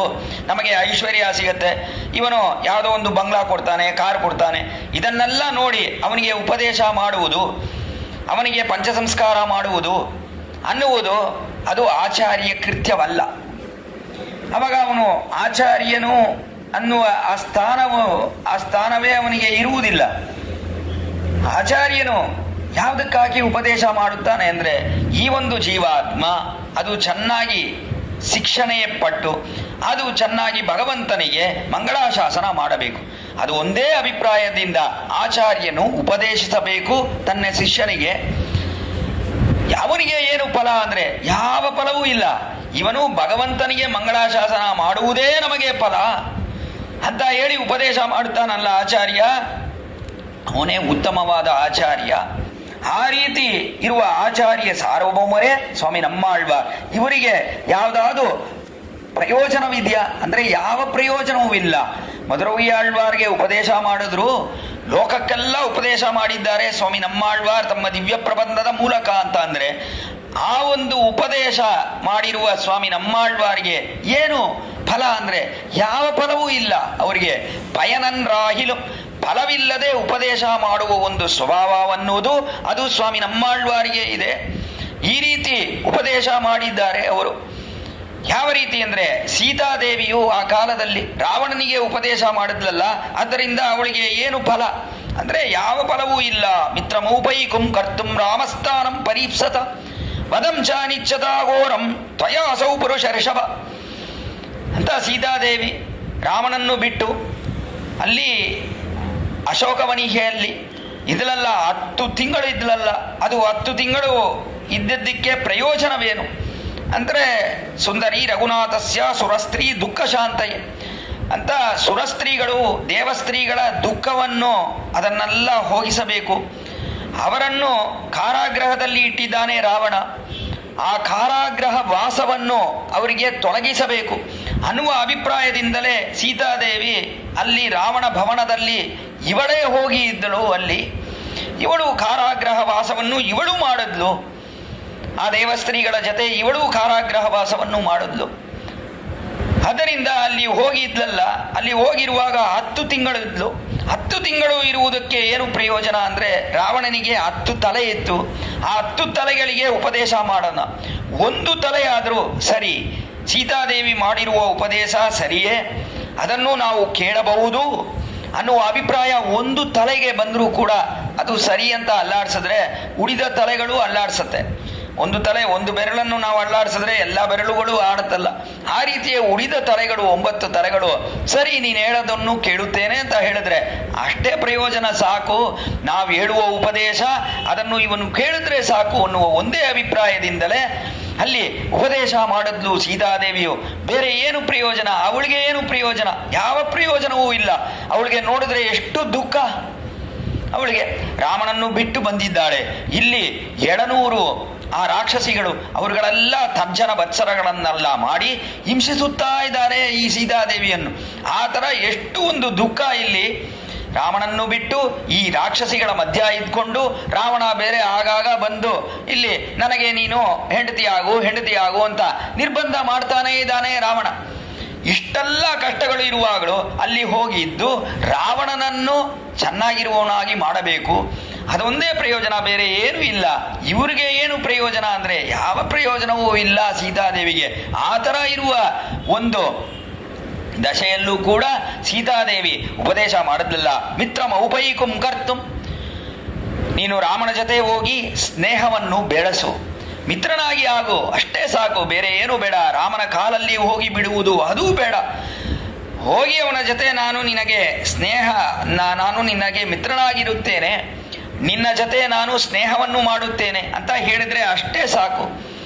ಅದನ್ನು ಮಾಡದೇ ಇದ್ರೆ ಏನಾಗತ್ತೆ? ಮಿತ್ರಮೌಪೈಕುಂ ಕರ್ತುಂ ರಾಮಸ್ಥಾನಂ ಪರೀಪ್ಸತ ವಧಂ ಚ ನಿಚ್ಚತ ಅಘೋರಂ ಅಂತ ನೀನು ಒಂದು ವಧ ಅಂದರೆ ರಾಮ ಇಲ್ಲಿ ಬಂದು ನಿನ್ನನ್ನು ವಧಿಸಿದ್ರೆ, ಆವಾಗ ನಿನ್ನನ್ನು ಕೊಂದಾಕಿದ್ರೆ ಅದು ತುಂಬ ಘೋರವಾಗಿರುತ್ತೆ. ಆ ವಧ ಹೇಗಿರುತ್ತೆ ಅಂದರೆ, ಮೊದಲು ನಿನ್ನ ಪುತ್ರ ಪೌತ್ರಗಳನ್ನೆಲ್ಲ ಕೊಂದು ಆಮೇಲೆ ಕೊನೆಯಲ್ಲಿ ನಿನ್ನನ್ನು ಕೊಲ್ಲುತ್ತಾನೆ. ಅದೇ ಅಭಿಪ್ರಾಯ ಸೀತಾದೇವಿಗೆ. ಅದು ಘೋರವಾದ ವಧ. ನಾವು ನೋಡುವಾಗಲೇ ನಮ್ಮ ಪುತ್ರರುಗಳು, ಅದಕ್ಕೂ ಕೆಳಗಡೆ ಇರುವವರು ನಮ್ಮ ಪೌತ್ರರುಗಳು, ಅವರುಗಳನ್ನೆಲ್ಲ ಸಾಯಿಸಿಬಿಟ್ರೆ ಎಷ್ಟು ಘೋರವಾದ ವಧ. ಆ ಥರ ಒಂದು ಘೋರವಾದ ವಧವನ್ನು ನೀನು ಅನುಭವಿಸುತ್ತೇಯೇ ರಾವಣನೇ. ಆದ್ದರಿಂದ ನೀನು ರಾಮನ ಜೊತೆ ಸ್ನೇಹವನ್ನು ಬೆಳೆಸು ಅಂತ ಸೀತಾದೇವಿ ಉಪದೇಶ ಮಾಡಿದ್ಲಲ್ಲ. ಆ ಉಪದೇಶಕ್ಕೆ ಅವಳಿಗೆ ಏನು ಫಲ ಅಂದರೆ ಅವಳಿಗೆ ಯಾವ ಫಲವೂ ಇಲ್ಲ. ಈ ಉಪದೇಶ ಮಾಡಿ ರಾವಣನು ಒಳ್ಳೆಯವನಾಗಿ ಆದರೆ ಅಷ್ಟೇ ಸಾಕು. ಸುರಸ್ತ್ರೀಗಳನ್ನೆಲ್ಲ ಬಿಟ್ಟರೆ ಸಾಕು. ದೇವತೆಗಳಿಗೆ ಕೊಡಬೇಕಾಗಿರುವ ಮರ್ಯಾದೆಗಳನ್ನು ಕೊಟ್ಟರೆ ಸಾಕು. ಮರ್ಯಾದೆಗಳು ಕೊಡದೇ ಇದ್ರೂ ಕೂಡ ಅವರನ್ನು ಕಾರಾಗೃಹದಲ್ಲಿ ಇಟ್ಟಿದ್ದಾನಲ್ಲ ರಾವಣ, ಆ ಕಾರಾಗೃಹದಿಂದ ಆ ದೇವತೆಗಳನ್ನು ಬಿಡಿಸಿದ್ರೆ ಸಾಕು. ಇಷ್ಟು ಮಾಡಿದ್ರೆ ಸಾಕು, ಬೇರೆ ಏನು ಬೇಡ ಅನ್ನುವುದೇ ಅಭಿಪ್ರಾಯ. ಸೀತಾದೇವಿಗೆ ಏನು ಫಲ ಅಂದರೆ ಯಾವ ಫಲವೂ ಇಲ್ಲ. ಆ ರೀತಿಯೇ ಸ್ವಾಮಿ ನಮ್ಮಾಳ್ವಾರ್ ನಮ್ಮನ್ನೆಲ್ಲ ಶಿಕ್ಷಿಸಿ ಭಗವಂತನ ಜೊತೆ ಸೇರಿಸ್ತಾರಲ್ಲ, ಆಚಾರ್ಯ ಕೃತ್ಯವನ್ನು ಮಾಡುತ್ತಾರಲ್ಲ, ಇವರಿಗೆ ಏನು ಫಲ ಅಂದರೆ ಯಾವ ಫಲವೂ ಇಲ್ಲ. ಪಯನನ್ರಾಹಿಲಂ, ಫಲ ಯಾವುದು ಇಲ್ಲದಿದ್ರೂ ಕೂಡ ಪಾಂಗಲ್ಲರಾಹಿಲಂ ಶಯಲ್ನನ್ರಾಹ ಪಾಂಗಲ್ಲರಾಹಿಲಂ. ಸರಿ, ಆಳ್ವಾರಿಗೆ ಉಪದೇಶ ಮಾಡುವುದಕ್ಕೆ ಯಾವ ಫಲವೂ ಇಲ್ಲ. ಸರಿ, ಈ ಉಪದೇಶವನ್ನೆಲ್ಲ ಕೇಳುವುದಕ್ಕೆ ನಮಗೆ ಯೋಗ್ಯತೆ ಇದೆಯೇ ಅಂತ ವಿಚಾರಣೆ ಮಾಡಿದ್ರೆ ನಮಗೂ ಯೋಗ್ಯತೆ ಇಲ್ಲ. ಪಾಂಗಲ್ಲರಾಗಿಲಂ, ಏನ್ ಯೋಗ್ಯತೆ ಇದೆ? ಆಳ್ವಾರು ಹೇಳಿರುವ ಆ ಮಾತುಗಳನ್ನು ಕೇಳುವುದಕ್ಕೆ ನಮಗೆ ಯೋಗ್ಯತೆ ಇದೆಯಾ? ಯಾವುದು ಯೋಗ್ಯತೆಯೂ ಇಲ್ಲ. ಯೋಗ್ಯತೆಯನ್ನು ನೋಡದೆ ಉಪದೇಶವನ್ನು ಮಾಡುತ್ತಾರೆ ಆಳ್ವಾರ್. ತಾಯ್ಕುಂ ಮಗನಕ್ಕುಂ ತಂಬಿಕ್ಕುಂ ಇವರ್ಕುಂ ಇವರ ಅಡಿಬಣಿಂದವರ್ಕುಂ ಇವೆ ಉಳ್ಳದು ಅಂತ ಅದ್ಭುತವಾದ ಶ್ರೀಸೂಕ್ತಿಯನ್ನು ನೋಡುತ್ತೇವೆ. ತಾಯ್ಕುಂ ಮಗನಕ್ಕುಂ, ತಾಯ್ಕ್ ಅಂತ ಸೀತಾದೇವು ಅವಳು ಉಪದೇಶ ಮಾಡುತ್ತಾಳೆ. ರಾವಣನಿಗೆ ಉಪದೇಶ ಮಾಡಿದ್ಲು 10 ತಿಂಗಳು. ಅವಳಿಗೆ ಯಾವ ಫಲವನ್ನು ಉದ್ದೇಶಿಸದೆ ಅವಳು ಉಪದೇಶ ಮಾಡಿದ್ಲು. ಜೀವಾತ್ಮ ಕ್ಷೇಮ, ರಾವಣನಿನ ಕ್ಷೇಮ ಒಂದೇ ಕಾರಣಕ್ಕಾಗಿ ಉಪದೇಶವನ್ನು ಮಾಡಿದ್ದು ಸೀತಾದೇವಿ. ತಾಯ್ಕುಂ ಮಗನಕ್ಕಂ. ಆ ರೀತಿಯೇ ಶ್ರೀ ಪ್ರಹ್ಲಾದ ಆಳ್ವಾರ್ ಅವನು ಉಪದೇಶ ಮಾಡಿದ ತನ್ನ ತಂದೆಯಾದ ಹಿರಣ್ಯನಿಗೆ ಅವನು ಉಪದೇಶ ಮಾಡಿದ. ಪ್ರಹ್ಲಾದನು ಕೂಡ ಅವನಿಗೆ ಏನು ಫಲ ಅಂದರೆ ಯಾವ ಫಲವೂ ಇಲ್ಲ. ತಂದೆಯಾದವನು ನಮಗೆ ತಂದೆಯಾಗಿದ್ದಾನಲ್ಲ, ಇವನು ಚೆನ್ನಾಗಿ ತಿದ್ದಿ ಇವನು ಭಗವಂತನಿಗೆ ಅಂತ ಆದರೆ ಅಷ್ಟೇ ಸಾಕು. ನಾರಾಯಣನಲ್ಲಿ ದ್ವೇಷವನ್ನು ಬಿಟ್ಟರೆ ಸಾಕು, ಬೇರೆ ಏನು ಬೇಡ. ನಾರಾಯಣನಲ್ಲಿ ದ್ವೇಷ ಕೊಳ್ಳದೆ ಇದ್ರೆ ಅಷ್ಟೇ ಸಾಕು, ಬೇರೆ ಏನ್ ಬೇಕು ನಮಗೆ ಅಂತ ಇದ್ದ ಶ್ರೀ ಪ್ರಹ್ಲಾದ.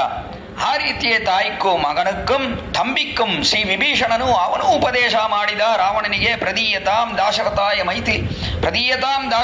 ಮೈಥಿಲಿ ಅಂತ ಒಂದು ಸರ್ಗ ಪೂರ್ಣವಾಗಿ ಉಪದೇಶ ಮಾಡಿದ ರಾವಣನಿಗೆ. ನೀನು ಸೀತೆಯನ್ನು ಬಿಟ್ಬಿಡು, ರಾಮನ ಜೊತೆ ಸೇರಿಸಿಬಿಡು ಈ ಸೀತಾದೇವಿಯನ್ನು ಅಂತ ಒಂದು ಸರ್ಗ ಪೂರ್ಣವಾಗಿ ಉಪದೇಶ ಮಾಡಿದ್ನಲ್ಲ ವಿಭೀಷಣ. ಅವನಿಗೆ ಏನು ಫಲ ಅಂದರೆ ಯಾವ ಫಲವೂ ಇಲ್ಲ. ರಾವಣ ನಮ್ಮ ಅಣ್ಣನಾದ ರಾವಣ ಅವನು ಒಳ್ಳೆಯವನಾಗಿ ಇದ್ರೆ ಸಾಕು, ಅಷ್ಟೇ ಅವನಿಗೆ ಫಲ ಇತ್ತು. ಆ ರೀತಿಯೇ ಕೂಡ ಮಗನಕ್ಕುಂ ತಂಬಿಕ್ಕುಂ ಇವರ್ಕುಂ ಅಂತ ಸ್ವಾಮಿ ನಮ್ಮಾಳ್ವಾರ್ ಉಪದೇಶ ಮಾಡ್ತಾರಲ್ಲ, ಎಲ್ಲರಿಗೂ ಉಪದೇಶ ಮಾಡ್ತಾರೆ ಸ್ವಾಮಿ ನಮ್ಮಾಳ್ವಾರ್. ಎಷ್ಟು ಉಪದೇಶಗಳನ್ನು ನೋಡ್ತೀವಿ. ಒಂದೊಂದು ಪದಿಹದಲ್ಲೂ ತಿರುವಾಯಿಮಳಿಯಲ್ಲಿ ಉಪದೇಶವಾಗಿಯೇ ಇದ್ದೆ. ಉಪದೇಶ ಗರ್ಭ ಸ್ವಾನುಭವವಾಗಿಯೋ, ಸ್ವಾನುಭವ ಗರ್ಭ ಉಪದೇಶವಾಗಿಯೋ ಪದಿಹಗಳನ್ನು ನಾವು ನೋಡುತ್ತೇವೆ. ಒಂದೊಂದು 10 ಪಾಶುರಗಳನ್ನು ತಗೊಂಡು ನೋಡಿದ್ರು ಕೂಡ ಎಲ್ಲ ಪಾಶುರಗಳಲ್ಲೂ ಉಪದೇಶವಿದೆ. ಒಂದು ಸ್ವಾಮಿ ನಮ್ಮಾಳ್ವಾರ್ ತಾವು ಚೆನ್ನಾಗಿ ಅನುಭವಿಸುತ್ತಾರೆ ಭಗವಂತನನ್ನು. ಆ ರೀತಿ ಅನುಭವಿಸುವಾಗಲೇ ಉಪದೇಶ ಅದರ ಒಳಗಡೆ ಇರುತ್ತೆ. ಆ ಥರ ಇರುವ ಪದಿಹಗಳಿಗೆ ಉಪದೇಶ ಗರ್ಭ ಸ್ವಾನುಭವ ಪದಿಹಗಳು ಅಂತ ಹೆಸರು. ಆ ರೀತಿ ಇಲ್ಲದೆ ಉಪದೇಶವನ್ನು ಪ್ರತ್ಯಕ್ಷವಾಗಿ ನೇರವಾಗಿ ಮಾಡುತ್ತಾರೆ ಸ್ವಾಮಿ ನಮ್ಮಾಳ್ವಾರ್. ಅದರಲ್ಲಿ ಸ್ವಾನುಭವ ಅದು ಗರ್ಭವಾಗಿರುತ್ತೆ, ಒಳಗಡೆ ಇರುತ್ತೆ ಆ ಸ್ವಾನುಭವ. ಈ ಥರ ಪದಿಹಗಳನ್ನು ನಾವು ನೋಡುತ್ತೇವೆ ತಿರುವಾಯಿಮಡಿಯಲ್ಲಿ. ಈ ರೀತಿ ಎಷ್ಟು ಉಪದೇಶಗಳು, 100 ಪದಿಹಗಳು ಅಂತ ನೋಡಿದ್ರೆ 100 ಪದಿಹಗಳಲ್ಲೂ ಸ್ವಾಮಿ ನಮ್ಮಾಳ್ವಾರಿನ ಉಪದೇಶಗಳನ್ನು ನೋಡುತ್ತೇವೆ. ಅಲ್ಲಿ ಆ ರೀತಿ ಉಪದೇಶ ಮಾಡುತ್ತಾರೆ ಸ್ವಾಮಿ ನಮ್ಮಾಳ್ವಾರ್. ಯಾಕೆ ಇಷ್ಟೊಂದು ಉಪದೇಶ ಅಂದರೆ ಅವರಿಗೆ ಏನು ಫಲ ಅಂದರೆ ಯಾವ ಫಲವೂ ಇಲ್ಲ. ನಮ್ಮ ಉಜ್ಜೀವನ ಒಂದೇ ಫಲ, ಜೀವಾತ್ಮಗಳ ಉಜ್ಜೀವನ ಒಂದೇ ಸ್ವಾಮಿ ನಮ್ಮಾಳ್ವಾರಿಗೆ ಫಲವಾಗಿದ್ದೆ. ಅದರ ಕಾರಣದಿಂದಲೇ ಉಪದೇಶವನ್ನು ಮಾಡುತ್ತಾರೆ ಸ್ವಾಮಿ ನಮ್ಮಾಳ್ವಾರ್ ಅಂತ ನೋಡ್ತೀವಿ. ಈ ಸ್ವಭಾವವೇ ಅವರ ಅಡಿಬಣಿಂದುಂದವರ್ ಅನ್ನುವ ಒಂದು ವೈಭವ ಹೊಂದಿರುವ ಸ್ವಾಮಿ ರಾಮಾನುಜರು ಅವರಿಗೂ ಇತ್ತು. ಅವರು ಉಪದೇಶ ಮಾಡುವುದು ಯಾಕೆ ಅಂದ್ರೆ ಸಂಸಾರಿಗಳ ದುರ್ಗತಿ ಅದನ್ನೇ ನೋಡಿ ಉಪದೇಶ ಮಾಡ್ತಾರೆ. ನಮ್ಗೆ ಏನ್ ಯೋಗ್ಯತೆ ಇದೆ ಅದನ್ನು ನೋಡಿದ್ರ? ಏನನ್ನು ನೋಡಲಿಲ್ಲ. ಸಂಸಾರಿಗಳ ದುರ್ಗತಿಯನ್ನೇ ನೋಡಿದ್ರು ಸ್ವಾಮಿ ರಾಮಾನುಜರು ಕೂಡ. ಅವರು ತಿರುಕೋಟಿಯೂರು ನಂಬಿಯಲ್ಲಿ ಚರಮಶ್ಲೋಕಾರ್ಥವನ್ನು ಕೇಳಿದ ಮೇಲೆ ತಮ್ಮಲ್ಲಿ ಅಂತರಂಗವಾಗಿರುವ ಶಿಷ್ಯರು ಅವರಲ್ಲಿ ಯಾವ ಒಂದು ಯೋಗ್ಯತೆಯನ್ನು ನೋಡದೆ ಎಲ್ಲರಿಗೂ ಉಪದೇಶ ಮಾಡಿದ್ರು. ಯಾರೆಲ್ಲ ಅಂತರಂಗವಾಗಿದ್ರು ಪಾರುಳಗಿಲ್ ಆಶೆಯುಡೆಯೋರ್ಕೆಲ್ಲ ಮಾರಿಯರ್ಗಾಳ್ ಕೂರುಂ ಅಂತ ಯಾರೆಲ್ಲ ಪ್ರೀತಿಯುಕ್ತರಾಗಿ ಸ್ವಾಮಿ ರಾಮಾನುಜರಲ್ಲಿ ಅಚಂಚಲವಾದಿ ಭಕ್ತಿ ಕೊಂಡಿದ್ರು ಅವರಿಗೆ ಉಪದೇಶ ಮಾಡಿದ್ರು. ಆಕಾರದಲ್ಲಿ ಬೇರೆ ಯಾವ ಯೋಗ್ಯತೆಯನ್ನು, ಈ ಮಂತ್ರದ ಅರ್ಥಗಳನ್ನು ಕೇಳುವುದಕ್ಕೆ ಇವರಿಗೆ ಯೋಗ್ಯತೆ ಇದೆಯೇ?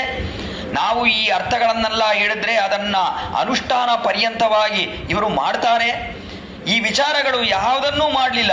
ಯೋಗ್ಯತೆ ಅಂದರೆ ಹೇಗಿರಬೇಕು ಅಂದ್ರೆ ಆಚಾರ್ಯನಲ್ಲಿ ಅರ್ಥಗಳನ್ನೆಲ್ಲ ಕೇಳಿದ್ರೆ ಶಿಷ್ಯನಾದವನು ಅದನ್ನ ಅನುಷ್ಠಾನ ಪರ್ಯಂತ ಕೊಳ್ಬೇಕು. ಅದರ ಒಂದು ಯೋಗ್ಯತೆಗಳನ್ನು ಪರೀಕ್ಷೆ ಮಾಡಿಯೇ ಆ ಕಾಲದಲ್ಲಿ ಅಂದ್ರೆ ರಾಮಾನುಜರಿಗೆ ಮುಂದೆ ಇರುವ ಕಾಲದಲ್ಲಿ ಆಚಾರ್ಯ ಸಾರ್ವಭೌಮರೆಲ್ಲ ಉಪದೇಶಿಸುತ್ತಾ ಬಂದ್ರು ತಮ್ಮ ಶಿಷ್ಯರಿಗೆ. ಇವನಿಗೆ ಯೋಗ್ಯತೆ ಇದೆಯೇ? ನಾವು ಹೇಳುವ ಅರ್ಥದಲ್ಲಿ ಇವನಿಗೆ ವಿಶ್ವಾಸ ಇರುತ್ತದ? ವಿಶ್ವಾಸ ಇದ್ರೂ ಕೂಡ ಅದು ಸಾಲದು. ಏನಿರಬೇಕು? ಅನುಷ್ಠಾನ ಮಾಡಬೇಕು. ಇವನು ಅನುಷ್ಠಾನ ಮಾಡ್ತಾನ ಇವನು ಅಂತ ವಿಚಾರಣೆ ಮಾಡಿ ಮಾಡಿ ಹೇಳ್ತಾ ಇದ್ರು. ಆದರೆ ಆ ರೀತಿ ಇಲ್ಲದೆ ನಮ್ಮ ದುರ್ಗತಿಯನ್ನೇ ನೋಡಿದ್ರು. ಪೂರ್ವಾಚಾರ್ಯರಲ್ಲ ಅಂದ್ರೆ ರಾಮಾನುಜರ ಮುಂಚೆ ಇರುವ ಆಚಾರ್ಯರಲ್ಲ ಆ ಒಂದು ಮಂತ್ರದ ವೈಭವ, ಅದರ ಶ್ಲಾಘ್ಯತೆ ಅದನ್ನೇ ನೋಡಿದ್ರು.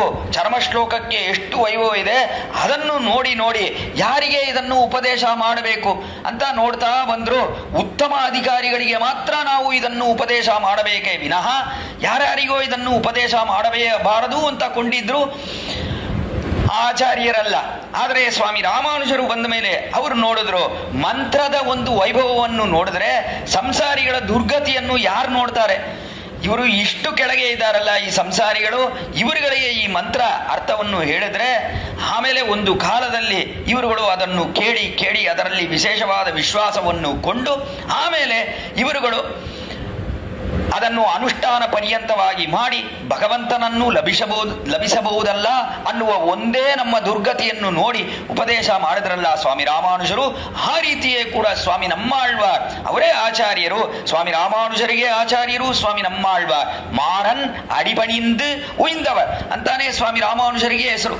ಮಾರನ್ ಸ್ವಾಮಿ ನಮ್ಮಾಳ್ವಾರ್ ಅವರ ಪಾದಾರವಿಂದಗಳಲ್ಲಿ ನಮಸ್ಕರಿಸಿ ಅದರಿಂದಲೇ ಉಜ್ಜೀವವನ್ನು ಪಡೆಯುತ್ತಿದ್ದರು ಸ್ವಾಮಿ ರಾಮಾನುಜರು ಅನ್ನುವ ಒಂದು ಹೆಸರು ಸ್ವಾಮಿ ರಾಮಾನುಜರಿಗೆ ನೋಡ್ತೀವಿ, ಎಂಬೆರುಮಾನಾರಿಗೆ ನೋಡ್ತೀವಿ. ಆ ತರ ಇರುವ ಒಂದು ವೈಭವ ರಾಮಾನುಜರಿಗೆ ಎಲ್ಲಿಂದ ಬಂತು ಅಂದ್ರೆ ಅದು ಸ್ವಾಮಿ ನಮ್ಮಾಳ್ವಾರಿಂದ ಬಂತು. ಸ್ವಾಮಿ ನಮ್ಮಾಳ್ವಾರ್ ಅವರು ಉಪದೇಶ ಮಾಡುವಾಗ ತಮಗೆ ಒಂದು ಪ್ರಯೋಜನ ಅದನ್ನು ನೋಡಲಿಲ್ಲ. ಆ ರೀತಿಯೇ ಸಂಸಾರಿಗಳಲ್ಲಿ ಏನು ಯೋಗ್ಯತೆ ಇದೆ, ನಾವು ಇಷ್ಟೊಂದು ಉಪದೇಶ ಮಾಡ್ತೀವಲ್ಲ, ಈ ಉಪದೇಶವನ್ನೆಲ್ಲ ಕೇಳೋದಕ್ಕೆ ಇವರಿಗೆ ಯೋಗ್ಯತೆ ಇದೆಯೇ ಅಂತ ವಿಚಾರಣೆ ಮಾಡಿದ್ರ ಅಂದ್ರೆ ಯಾವ ವಿಚಾರವನ್ನು ಮಾಡದೆ ಉಪದೇಶವನ್ನೇ ಮಾಡಿದ್ರು ಅಂತ ನೋಡ್ತೀವಿ. ವೀಡು ಸೊನ್ನಾಲ್ ಒರು ಕೊಂಡ ಅಂತ ಎಷ್ಟು ಉಪದೇಶದ ಪದಿಗಳನ್ನು ನೋಡ್ತೀವಿ. ವೀಡು ಮಿನ್ನುತ್ತவும் ವೀಡು ಶೈದು ಅಂತ ಅದರಲ್ಲೂ ಉಪದೇಶ ಮಾಡಿದ್ರು. ಅದು ಮೊದಲನೇ ಹತ್ತಲ್ಲಿ ಎರಡನೇ ತಿರುವಾಯ್ಮೊಳಿ ವೀಡು ಸೊನ್ನಾಲ್ ಸೊನ್ನಾಲ್ ವಿರೋಧಮಿದು ಆಯಿಲಂ ಸೊಲ್ಲುವನ್ ಕೇಳ್ಮಿನು ಅಂತ ಉಪದೇಶ. ಕೊಂಡ ಅಂತ ವೀಡು ಸೊನ್ನಾಲ್ ஒரு நாயகமாய் ஓட உலகுணನಾಂಡವರ್ ಅಂತ ತಿರುನಾರಾಯಣಪುರಕ್ಕೆ ಇರುವ ಅದ್ಭುತವಾದ ಪದಿಗ. ಅದರಲ್ಲಿ ಉಪದೇಶ ಐಶ್ವರ್ಯ ಕೈವಲ್ಯಗಳು ತ್ಯಾಜ್ಯ ಅಂತ ಅದರಲ್ಲಿ ಉಪದೇಶ ನಾಲ್ಕನೇ ಹತ್ತಲ್ಲಿ ಮೊದಲನೇ ತಿರುವಾಯ್ಮೊಳಿಯಲ್ಲಿ. ಆ ರೀತಿಯೇ ಕೊಂಡಬೆಂಡಿರ್ ಮಕ್ಕಳು ತಾರ್ ಅಂತ ಅದರಲ್ಲೂ ಉಪದೇಶ ಅದು ಒಂಬತ್ತನೇ ಹತ್ತಲ್ಲಿ ಮೊದಲನೇ ತಿರುವಾಯ್ಮೊಳಿ ಅಂತ ನೋಡ್ತೀವಿ. ಅದರಲ್ಲೂ ಆಭಾಸ ಬಂಧುಗಳು ಅವರುಗಳೆಲ್ಲ ಇದಾರಲ್ಲ, ಅವರಲ್ಲಿ ಇರುವ ಸ್ನೇಹವನ್ನು ಬಿಡಿ, ಭಗವಂತನಲ್ಲಿ ಪ್ರೀತಿಯನ್ನು ಮಾಡಿ ಅವನಲ್ಲಿ ಭಕ್ತಿಯನ್ನು ಇಡಿ ಅಂತ ಅದನ್ನು ಉಪದೇಶವಾಗಿ ಹೇಳುತ್ತಾರೆ ಸ್ವಾಮಿ ನಮ್ಮಾಳ್ವ. ಈ ರೀತಿ ಎಷ್ಟೋ ಉಪದೇಶಗಳನ್ನು ಮಾಡಿದ್ರಲ್ಲ. ಅದಕ್ಕೆ ಕಾರಣವೇನೆಂದ್ರೆ ಕಾರಣ ನಮ್ಮ ದುರ್ಗತಿ, ನಮಗೆ ಯಾವ ಯೋಗ್ಯತೆಯೂ ಇಲ್ವಲ್ಲ.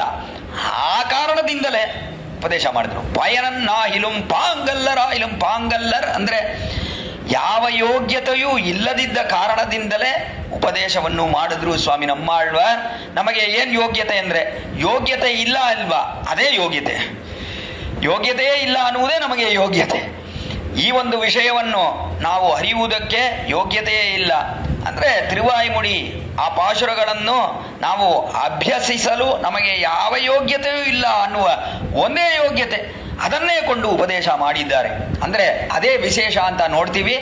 ಇಲ್ಲಿ ಪಯನನ್ನಾಯಿലും ಪಾಂಗಲರಾಯಿലും ಶಯಲ್ ನನ್ರಾಹ ತಿರುತ್ತಿಪ್ಪಣಿಗೊಳ್ಳುವ ಅಂತ, ಶಯಲ್ ನನ್ರಾಹ ಅಂತ ಚೆನ್ನಾಗಿ ಇವರುಗಳನ್ನು ಶಿಕ್ಷಿಸಬೇಕು. ಇವರು ಮಾಡುವ ಕಾರ್ಯಗಳೆಲ್ಲ ಆಮೇಲೆ ಸತ್ಕಾರ್ಯವಾಗಿಯೇ ಇರಬೇಕು ಅನ್ನುವ ಅಭಿಪ್ರಾಯದಿಂದ ಚೆನ್ನಾಗಿ ನಮ್ಮನ್ನು ಶಿಕ್ಷಿಸುತ್ತಾರೆ ಸ್ವಾಮಿ ನಮ್ಮಾಳ್ವಾರ್ ಅಂತ. ಶಯಲ್ ನನ್ರಾಹ, ನಮ್ಮ ಕಾರ್ಯಗಳೆಲ್ಲ ಆಮೇಲೆ ಸ್ವಾಮಿ ನಮ್ಮಾಳ್ವಾರಿನ ಉಪದೇಶವನ್ನು ಕೇಳಿದ ಮೇಲೆ ಆ ಕಾರ್ಯಗಳೆಲ್ಲ ಚೆನ್ನಾಗಿರತ್ತೆ. ಮಾಡುವ ಕಾರ್ಯಗಳೆಲ್ಲ ಅದು ಸುಕೃತವಾಗಿರತ್ತೆ. ಅಂದ್ರೆ ಏನು? ಸುಷ್ಟು ಕೃತಂ, ಚೆನ್ನಾಗಿ ಮಾಡುವ ಒಂದು ಕಾರ್ಯವಾಗಿ ಇರತ್ತೆ ವಿನಃ ಅದು ಮಾಡುವ ಕಾರ್ಯಗಳು ನಮ್ಮ ಸ್ವರೂಪಕ್ಕೆ ಸೇರುವುದಿಲ್ಲ ಅನ್ನುವ ಕಾರ್ಯಗಳು ಇರುವುದೇ ಇಲ್ಲ. ನಾವು ಮಾಡುವುದೆಲ್ಲ ನಮ್ಮ ಸ್ವರೂಪಕ್ಕೆ ಸೇರಿದಂತೆಯೇ ಇರುತ್ತದೆ. ಆ ರೀತಿ ಒಂದು ಪಾಶುರಗಳನ್ನು ಆಡಿದ್ದಾರೆ ಸ್ವಾಮಿ ನಮ್ಮಾಳ್ವಾರ್. ಅದನ್ನೇ ಶಯಲ್ ನನ್ರಾಹ ತಿರುತ್ತಿ. ತಿರುತ್ತಿ ಅಂದ್ರೆ ನಮ್ಮನ್ನು ಶಿಕ್ಷಿಸಿ ಅಂತ ಅರ್ಥ. ನಮ್ಮ ಕಾರ್ಯಗಳೆಲ್ಲ ಚೆನ್ನಾಗಿ ಮಾಡಬೇಕು ಅಂತ ಶಿಕ್ಷಿಸುತ್ತಾರೆ ತಮ್ಮ ದಿವ್ಯ ಪ್ರಬಂಧದ ಮೂಲಕ ಸ್ವಾಮಿ ನಮ್ಮಾಳ್ವಾರ್. ಅಂತ ಹೇಳಿದ್ರೆ ನಾವು ಮಾಡುವ ಆ ಕಾರ್ಯಗಳನ್ನು ಶಿಕ್ಷಿಸುವಾಗ ಹೇಗೆ ಶಿಕ್ಷಿಸುತ್ತಾನೆ? ಭಗವಂತನೂ ಶಿಕ್ಷಿಸುತ್ತಾನೆ ನಮ್ಮನ್ನು. ಆದರೆ ಭಗವಂತನು ಶಿಕ್ಷಿಸುವಾಗ ಏನಿದೆ ಅವನಲ್ಲಿ ಅಂದ್ರೆ, ತೀರ್ದ ಒಡಿಯವರ ತಮ್ಮೈ ತಿರುತ್ತಿಪ್ಪಣಿಗೊಳ್ಳವಲ್ಲ ಆರ್ಧಗೊಳ್ಳ ಅಚ್ಚುತನ ಅಂತ ಆಳ್ವಾರಿನ ಪಾಶುರವನ್ನು ನೋಡ್ತೇವೆ. ತೀರ್ದ ಒಡಿಯವರ ತಮ್ಮೈ ಮೂರನೇ ಹತ್ತಲ್ಲಿ 5ನೇ ತಿರುವಾಯ್ಮಡಿ ಅದರಲ್ಲಿ ಹೇಳುವ ಕೊನೆಯ ಪಾಶುರ ತೀರ್ದ ಒಡಿಯವರ ತಮ್ಮೈ ತಿರುತ್ತಿಪ್ಪಣಿಗೊಳ್ಳವಲ್ಲ ಅಂತ. ಭಗವಂತನಿಗೆ ನಾವು ನಮ್ಮ ಆತ್ಮವನ್ನು ಸಮರ್ಪಣೆ ಮಾಡಿದ್ದೇವೆ, ಭಗವಂತನೇ ನಮಗೆ ಉಪಾಯ ಉಪೇಯಗಳು ಅಂತ ಇರುವವರನ್ನು ಭಗವಂತ ಶಿಕ್ಷಿಸುತ್ತಾನೆ. ತೀರ್ದ ಒಡಿಯವರ ತಮ್ಮೈ, ತೀರ್ದ ಅವನಿಗೆ ತೀರ್ದ ಅಂದ್ರೆ ಅವನನ್ನೇ ಉಪಾಯವಾಗಿ ನಾವು ಕೊಂಡಿರುವಾಗ ತೀರ್ದ ಒಡಿಯವರ್ ತಮ್ಮೈ ತಿರುತ್ತಿಪ್ಪಣಿಗೊಳ್ಳವಲ್ಲ. ಆ ತರ ಇರುವ ಅವನ ಅಡಿಯಾರುಗಳಿಗೆ ಶಿಕ್ಷಣೆಯನ್ನು ಹೇಳಿ ಅವರನ್ನು ತಿದ್ದಿ ಸರಿಯಾದ ದಾರಿಯಲ್ಲಿ ಅವರು ನಡೆಯಬೇಕು ಅಂತ ಮಾಡುತ್ತಾನೆ ಭಗವಂತ. ಬಂದವರಿಗೆ ಅವನು ಕಾರ್ಯವನ್ನು ಮಾಡ್ತಾನೆ.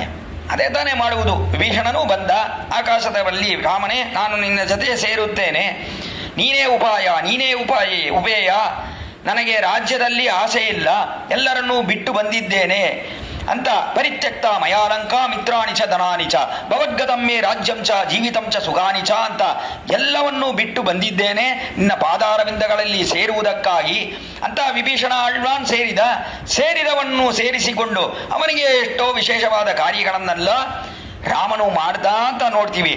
ಇದೇ ಭಗವಂತ ಮಾಡುವುದು. ಆದರೆ ಆಳ್ವಾರ್ ಆ ರೀತಿಯಲ್ಲ. ಭಗವಂತನಿಗಿಂತ ಉತ್ತಮವಾದವರು ಆಳ್ವಾರ್ ಯಾರಿಗೆ ಉಪಕಾರವನ್ನು ಮಾಡುತ್ತಾರೆ ಅಂದ್ರೆ ಎಲ್ಲರಿಗೂ ಮಾಡ್ತಾರೆ. ಬಂದವರಿಗೆ ಉಪಕಾರ ಮಾಡುತ್ತಾನೆ ಭಗವಂತ.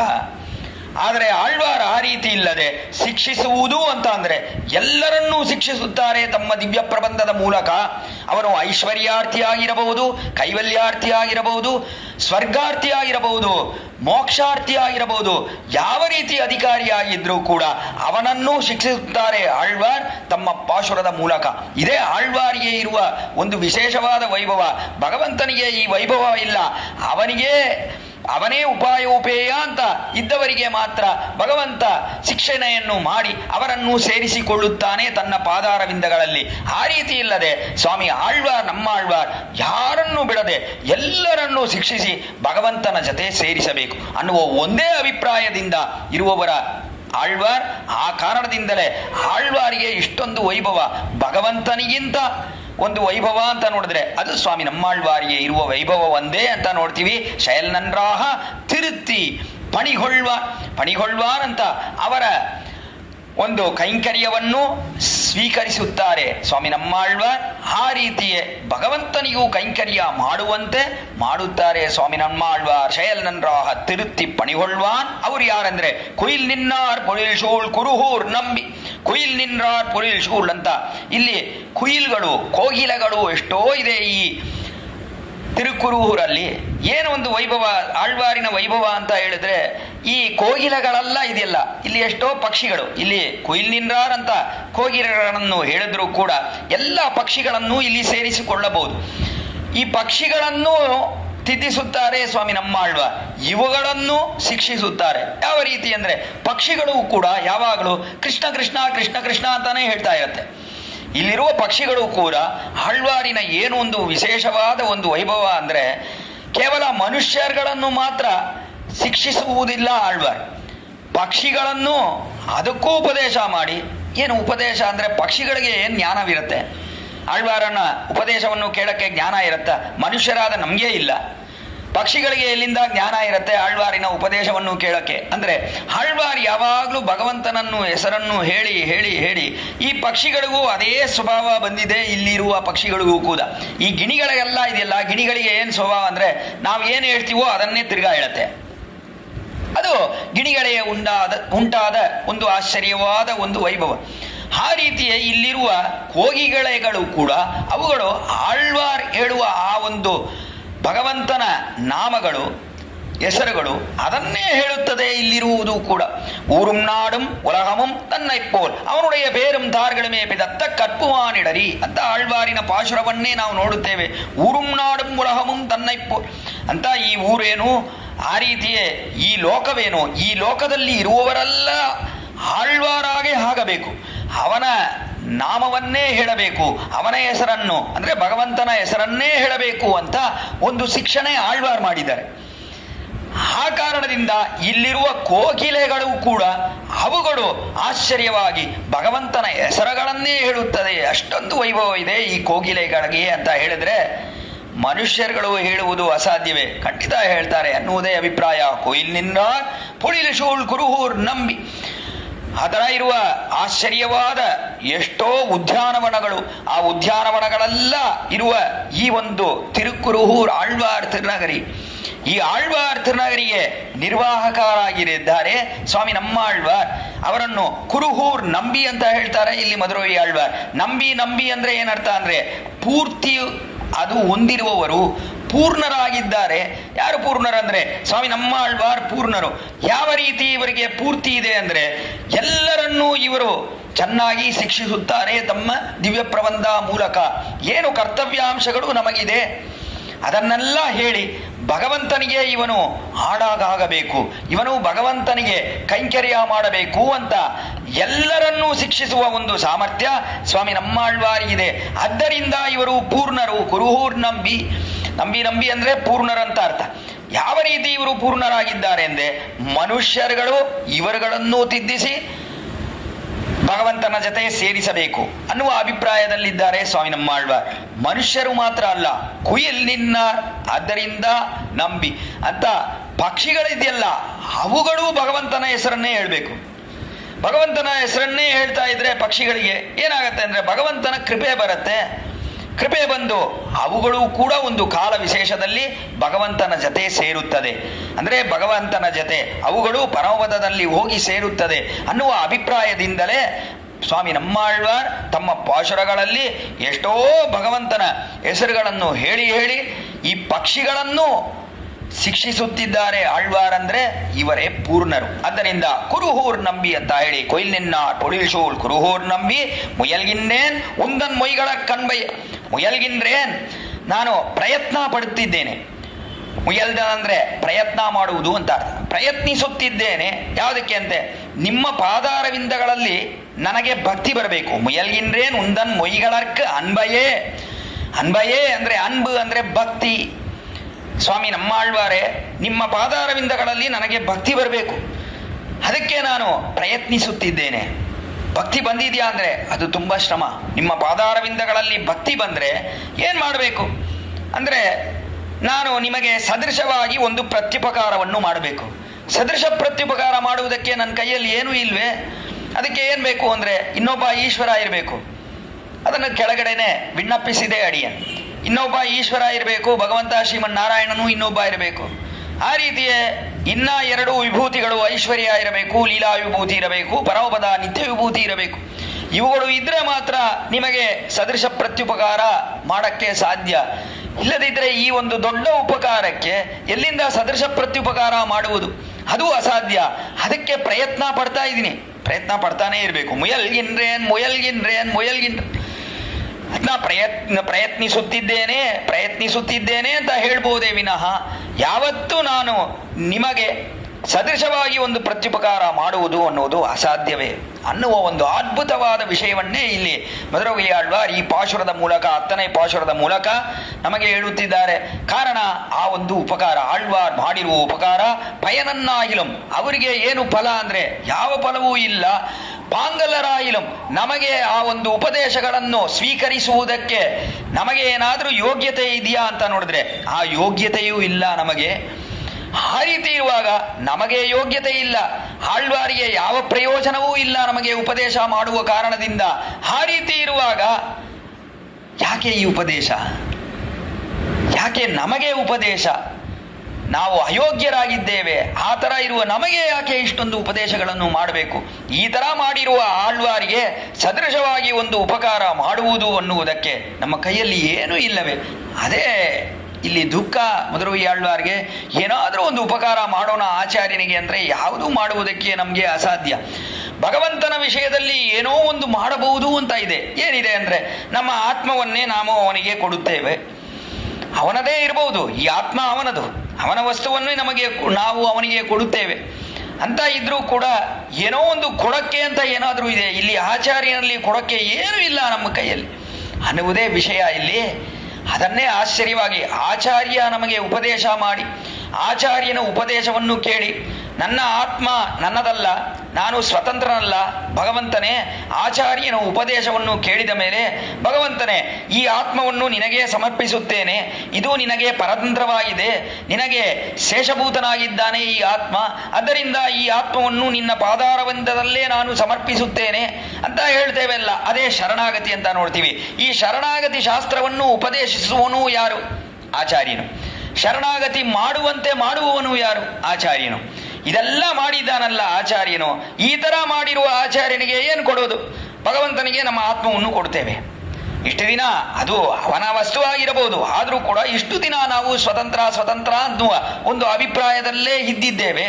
ಇವಾಗ ಆಚಾರ್ಯನ ಸದುಪದೇಶಗಳನ್ನು ಕೇಳಿ ಭಗವಂತನ ಪಾದಾರವಿಂದಗಳಲ್ಲಿ ಭಗವಂತನೇ ಈ ಆತ್ಮ ಸ್ವತಂತ್ರವಲ್ಲ, ನಿನಗೆ ಪರತಂತ್ರವಾಗಿದ್ದೆ ಅಂತ ಅವನಲ್ಲಿ ಸಮರ್ಪಿಸುತ್ತೇವೆ. ಇದು ನಾವು ಭಗವಂತನಿಗೆ ಮಾಡುವ ಒಂದು ಕಾರ್ಯವಾಗಿರ್ಬೋದು. ಆದರೆ ಆಚಾರ್ಯನ ವಿಷಯದಲ್ಲಿ ಮಾಡುವುದಕ್ಕೆ ಏನಿದೆ ಅಂದರೆ ಏನೂ ಇಲ್ಲ. ನಾವು ಪ್ರಯತ್ನ ಮಾಡ್ತಾ ಇರ್ಬೋದು, ಏನಾದರೂ ಮಾಡಬೇಕು, ಆಚಾರ್ಯನಿಗೆ ಮಾಡಬೇಕು, ಆದರೆ ಮಾಡುವುದಕ್ಕೆ ಏನೂ ಇಲ್ವಲ್ಲ ಅಂತ ನಿರಾಶರಾಗಿಯೇ ಇರಬೇಕೇ ವಿನಃ ಇಲ್ಲಿ ಸದೃಶ ಪ್ರತ್ಯುಪಕಾರ ಮಾಡುವುದಕ್ಕೆ ಏನೂ ಇಲ್ಲ ಅನ್ನುವ ಅದ್ಭುತವಾದ ಒಂದು ವಿಶೇಷ ಅರ್ಥವನ್ನೇ ಈ 10ನೇ ಪಾಶುರದಲ್ಲಿ ಹೇಳಿ ಆಮೇಲೆ 11ನೇ ಪಾಶುರದಲ್ಲಿ ಫಲವನ್ನು ಹೇಳುತ್ತಾರೆ ಇಲ್ಲಿ ಮಧುರಗವಿಯಾಳ್ವಾರ್. பாசுர அன்பன் தன்னை அடைந்தவர்கட்கெல்லாம் அன்பன் தென்குருகூர் நகர் நம்பிக்கு அன்பனாய் மதுரகவி சொன்ன சொல் ನಂಬುವಾರ್ಪದಿ ವೈಗುಂದಂ ಕಾಣ್ಮಿನೇ ಅನ್ನುವುದು ಈ ಆಶ್ಚರ್ಯವಾದ 11ನೇ ಪಾಶುರ.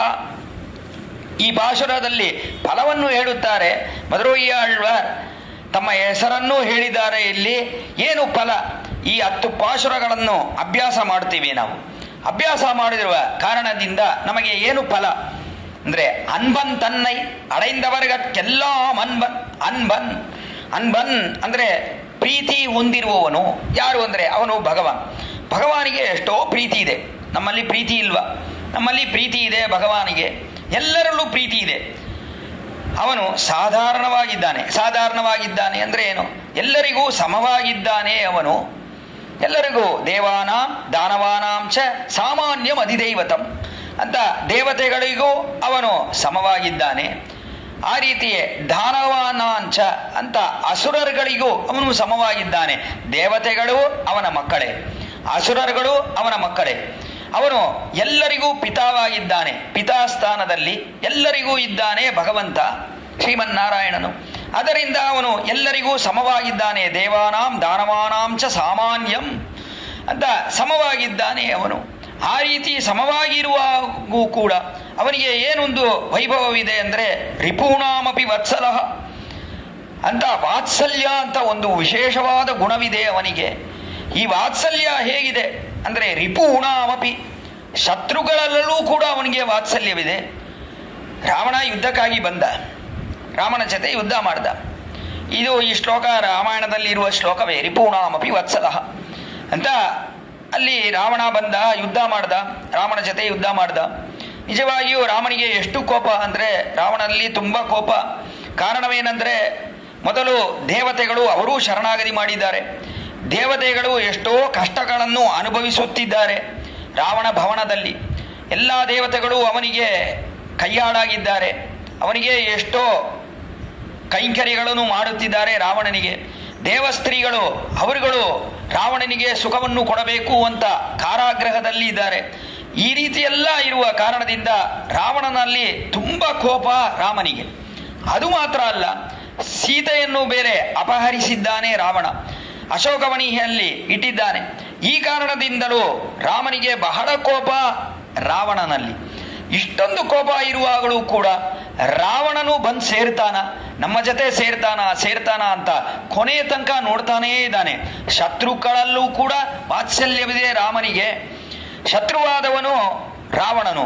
ಆ ಥರ ಇರುವ ರಾವಣನಲ್ಲಿ ಎಷ್ಟು ವಾತ್ಸಲ್ಯ ಅಂದರೆ, ಮೊದಲು ಸುಗ್ರೀವ ಬಂದು ರಾವಣನ್ನು ಆಶ್ರಯಿಸುವಾಗಲೇ ಕೂಡ ರಾವಣನು ಹೇಳ್ದ, ವಿಭೀಷಣ ಬಂದು ಆಶ್ರಯಿಸುವಾಗ ಸುಗ್ರೀವನಲ್ಲಿ ಹೇಳ್ದ, ಸುಗ್ರೀವ ಈವಾಗ ನಾವು ಎಲ್ಲರೂ ಸೇರಿ ಈ ವಿಭೀಷಣನನ್ನು ಸೇರಿಸಿಕೊಳ್ಳಬೇಕಾ ಅಥವಾ ಅವನನ್ನು ಬಿಡಬೇಕಾ ಅಂತ ಎಷ್ಟೋ ವಿಚಾರಗಳನ್ನು ಮಾಡಿದ ಕಾಲದಲ್ಲಿ ಕೊನೆಯಲ್ಲಿ ಯಾವ ಸಮ್ಮತಕ್ಕೆ ಬಂದೇವೆ ನಾವು ಅಂದರೆ, ವಿಭೀಷಣನನ್ನು ಸೇರಿಸಿಕೊಳ್ಳಬಹುದು, ಅವನಿಂದ ನಮಗೆ ಯಾವ ಆಪತ್ತು ಬರುವುದಿಲ್ಲ ಅನ್ನುವ ಒಂದು ಕಾರಣದಿಂದ ನಾವು ಅವನನ್ನು ಸೇರಿಸಿಕೊಳ್ಳೋಣ ಅಂತ ಒಂದು ತೀರ್ಮಾನಕ್ಕೆ ಬಂದಿದ್ದೇವೆ ನಾವೆಲ್ಲರೂ.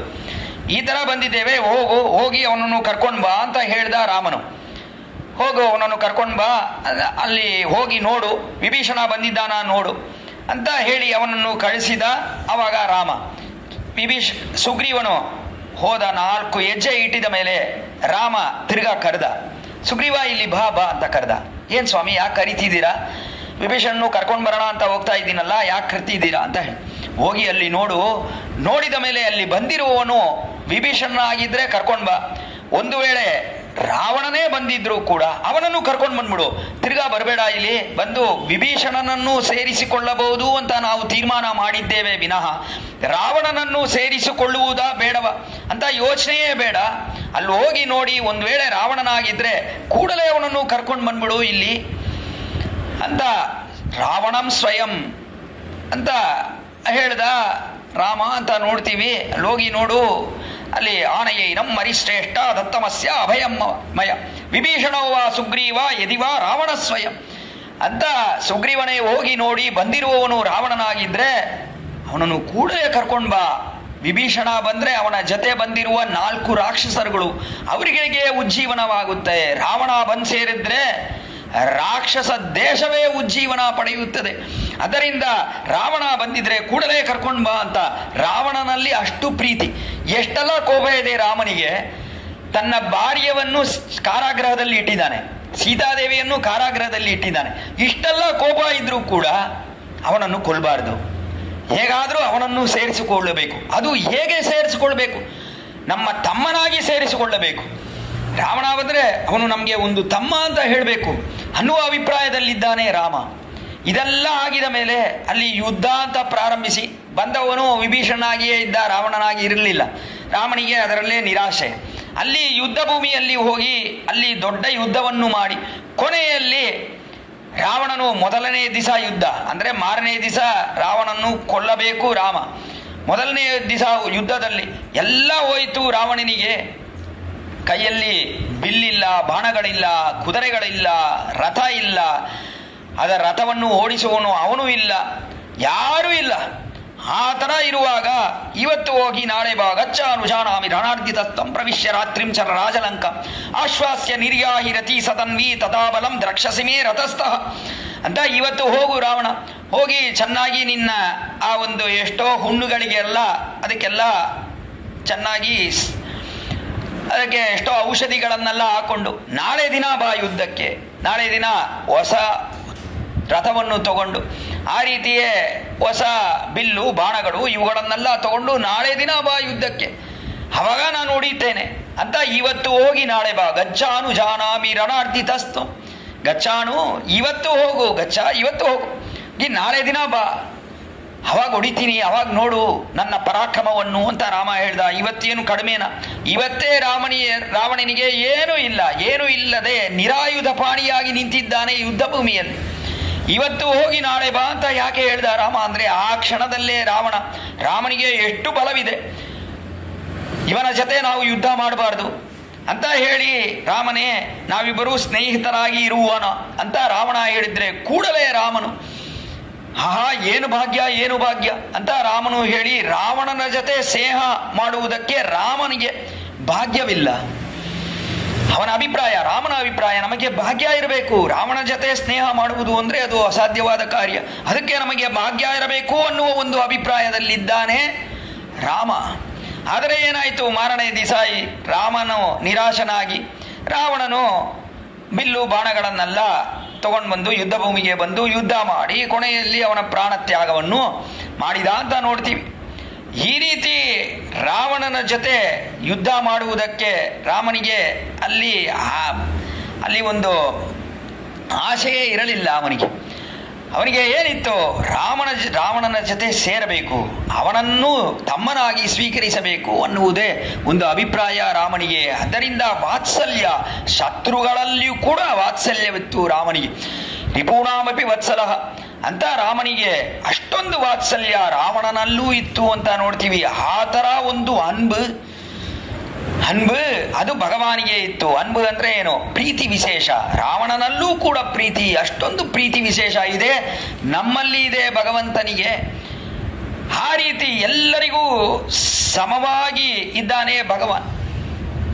ಆದ್ದರಿಂದ ಅವನಿಗೆ ಶತ್ರುಗಳಾಯಿದ್ರೂ ಕೂಡ ಅವರಲ್ಲೂ ಪ್ರೀತಿ ವಿಶೇಷವಿದ್ದೆ ರಾಮನಿಗೆ, ಭಗವಂತನಿಗೆ. அன்பன் தன்னை அடைந்தவர்கட்கெல்லாம் ಅನ್ಬನ್.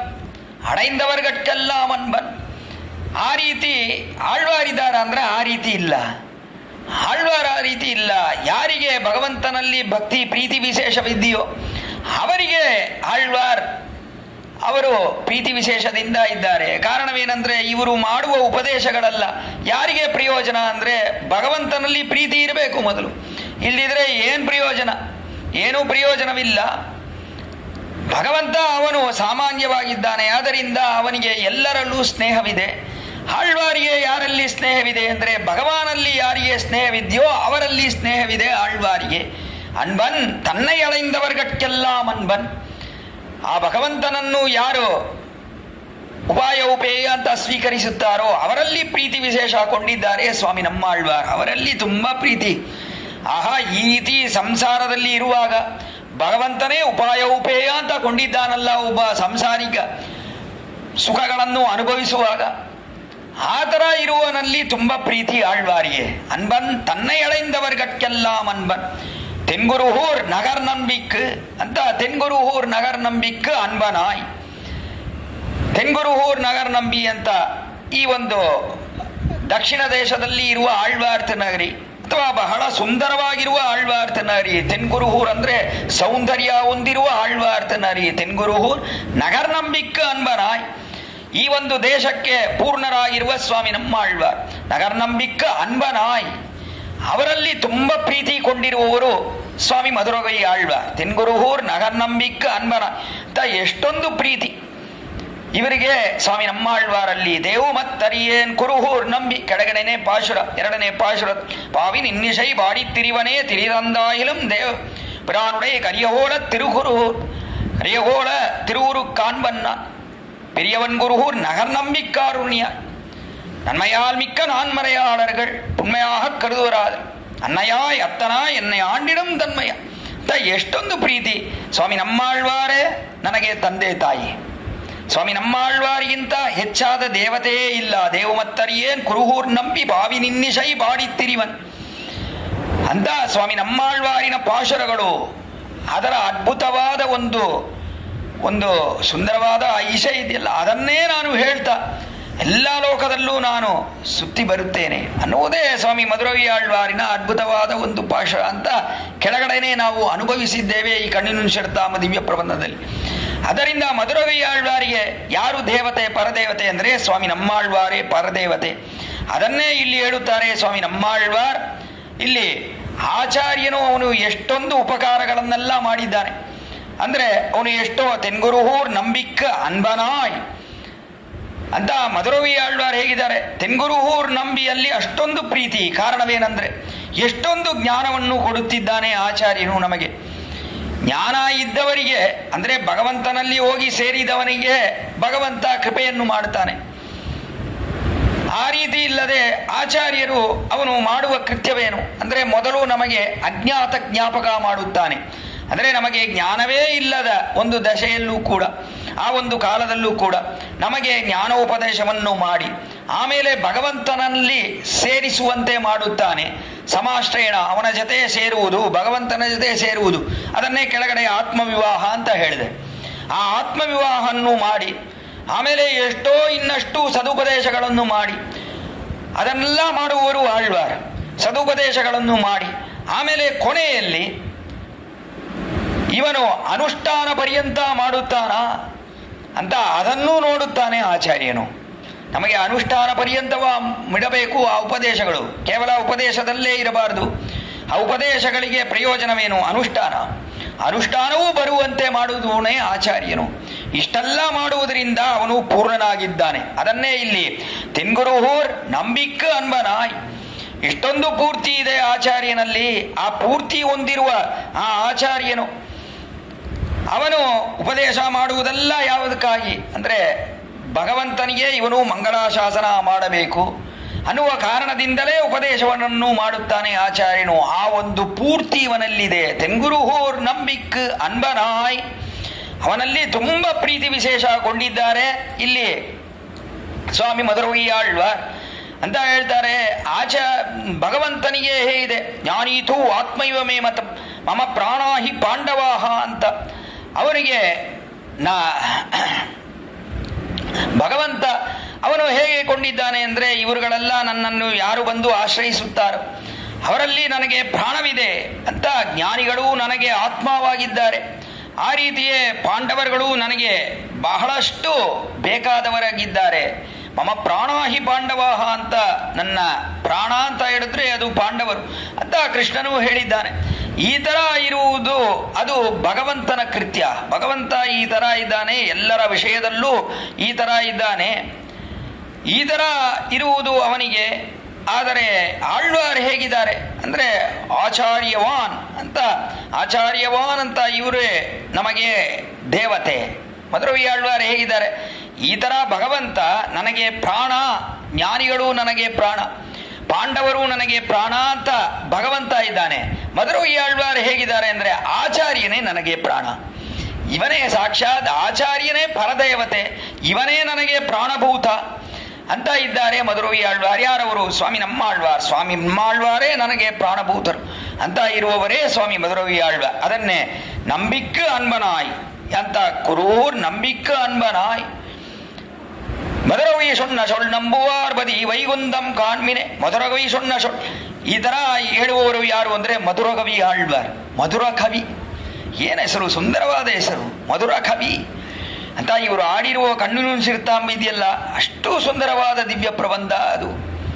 ಮಧುರ ಕವಿ ಅಂತ ಇವರು ತಮ್ಮನ್ನೇ ತಾವು ಶ್ಲಾಘಿಸಿಕೊಳ್ಳುತ್ತಾರೆ ಇಲ್ಲಿ. ಕಾರಣವೇನೆಂದರೆ, ಯಾಕೆ ಇವರು ಮಧುರ ಕವಿ ಅಂತ ತಮ್ಮನ್ನು ಹೇಳುತ್ತಿದ್ದಾರೆ? ಇದು ಅಹಂಕಾರ ಗರ್ಭವಾದ ಮಾತಲ್ಲವೇ?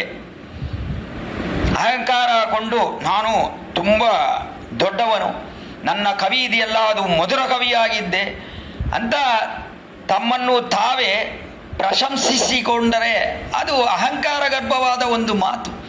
ಈ ಥರ ಅಹಂಕಾರದಿಂದ ಹೇಳಬಹುದೇ ಅಂದರೆ ಹೇಳಬಹುದು. ಅದಕ್ಕೆ ಕಾರಣವೇನೆಂದರೆ ಇದು ಸಾತ್ವಿಕ ಅಹಂಕಾರ. ಆಚಾರ್ಯ ಸಾರ್ವಭೌಮರಾದ ಸ್ವಾಮಿಯೇ ನಮ್ಮಾಳ್ವಾರಿನ ಬಗ್ಗೆ ಹೇಳಿರುವ ದಿವ್ಯ ಪ್ರಬಂಧ. ಆ ಕಾರಣದಿಂದ ಇದು ಹೇಗಿದೆ ಅಂದರೆ, ಈ ದಿವ್ಯ ಪ್ರಬಂಧ ಇದು ಬಹಳ ರಮ್ಯವಾಗಿದೆ. ಹೇಳುವಾಗರೆ ಅಣ್ಣಿಕ್ಕಮ ಮುದೂರು ಮೆನ್ನಾವಕ್ಕೆ ಅಂತ ಮಧುರಗೈ ಆಳ್ವಾರ್ ಅವರು ಹೇಳುವ ಆ ಒಂದೊಂದು ಆಳ್ವಾರ್ ಅಂತ ಹೇಳ್ತಾರಲ್ಲ ಮಧುರಗೈ ಆಳ್ವಾರ್, ನಮ್ಮಾಳ್ವಾರ್ ಅಂತ ಹೇಳುವುದು ಅದು ಅವರಿಗೆ ನಾಡಿಗೆಗೆ ಹೇಗಿದೆ ಅಂದರೆ ಅದು ಅಮೃತಪಾನ ಮಾಡುವಂತೆ ಇದೆ. ಅಣ್ಣಿಕ್ಕಂ ಅಮುದೂರಂ ಅಂತ ಯಾವಾಗಲೂ ತಿರುವಾಯ್ಮೊಳಿಯಿನ ಆ ಒಂದು ಆಶ್ಚರ್ಯವಾದ ರಾಗ ಅದನ್ನು ಹಾಡ್ತಾ ಇದ್ರೆ ಮಧುರಗೈ ಆಳ್ವಾರಿಗೆ ಅದು ತುಂಬ ಆನಂದವನ್ನು ಕೊಡುತ್ತೆ. ಅದು ಮಾತ್ರ ಅಲ್ಲ, ಸ್ವಾಮಿ ನಮ್ಮಾಳ್ವಾರಿನ ಹೆಸರನ್ನು ಮಧುರೈ ಆಳ್ವಾರ್ ಹೇಳಿದ್ರೆ ಅವರ ನಾಲ್ಗೆಯಲ್ಲಿ ಅಮೃತಪಾನ ಮಾಡುವಂತೆ ಇರುತ್ತದೆ ಅನ್ನುವುದೇ ಇಲ್ಲಿ ಅಭಿಪ್ರಾಯ. ಆ ರೀತಿ ಮಧುರೈ ಆಳ್ವಾರ್ ಅವರ ಹೆಸರನ್ನು ಹೇಳುವಾಗ ನಮಗೆ ಹೇಗಿರುತ್ತೆ ಅಂದರೆ ನಮಗೆ ಅಮೃತಪಾನ ಮಾಡುವಂತೆ ಇರುತ್ತೆ. ಮಧುರ ಕವಿ, ಎಷ್ಟು ಸುಂದರವಾದ ತಿರುನಾಮ, ಎಷ್ಟು ಅದ್ಭುತವಾದ ಹೆಸರು ಮಧುರೈ ಆಳ್ವಾರಿಗೆ. ಮಧುರಕವಿ ಅಂತ ಇವರು ತಮ್ಮನ್ನು ತಾವೇ ಮಧುರಕವಿ ಅಂತ ಶ್ಲಾಘಿಸುವುದಕ್ಕೆ ಕಾರಣವೇನೆಂದರೆ ಅಹಂಕಾರ ಕಾರಣವಲ್ಲ.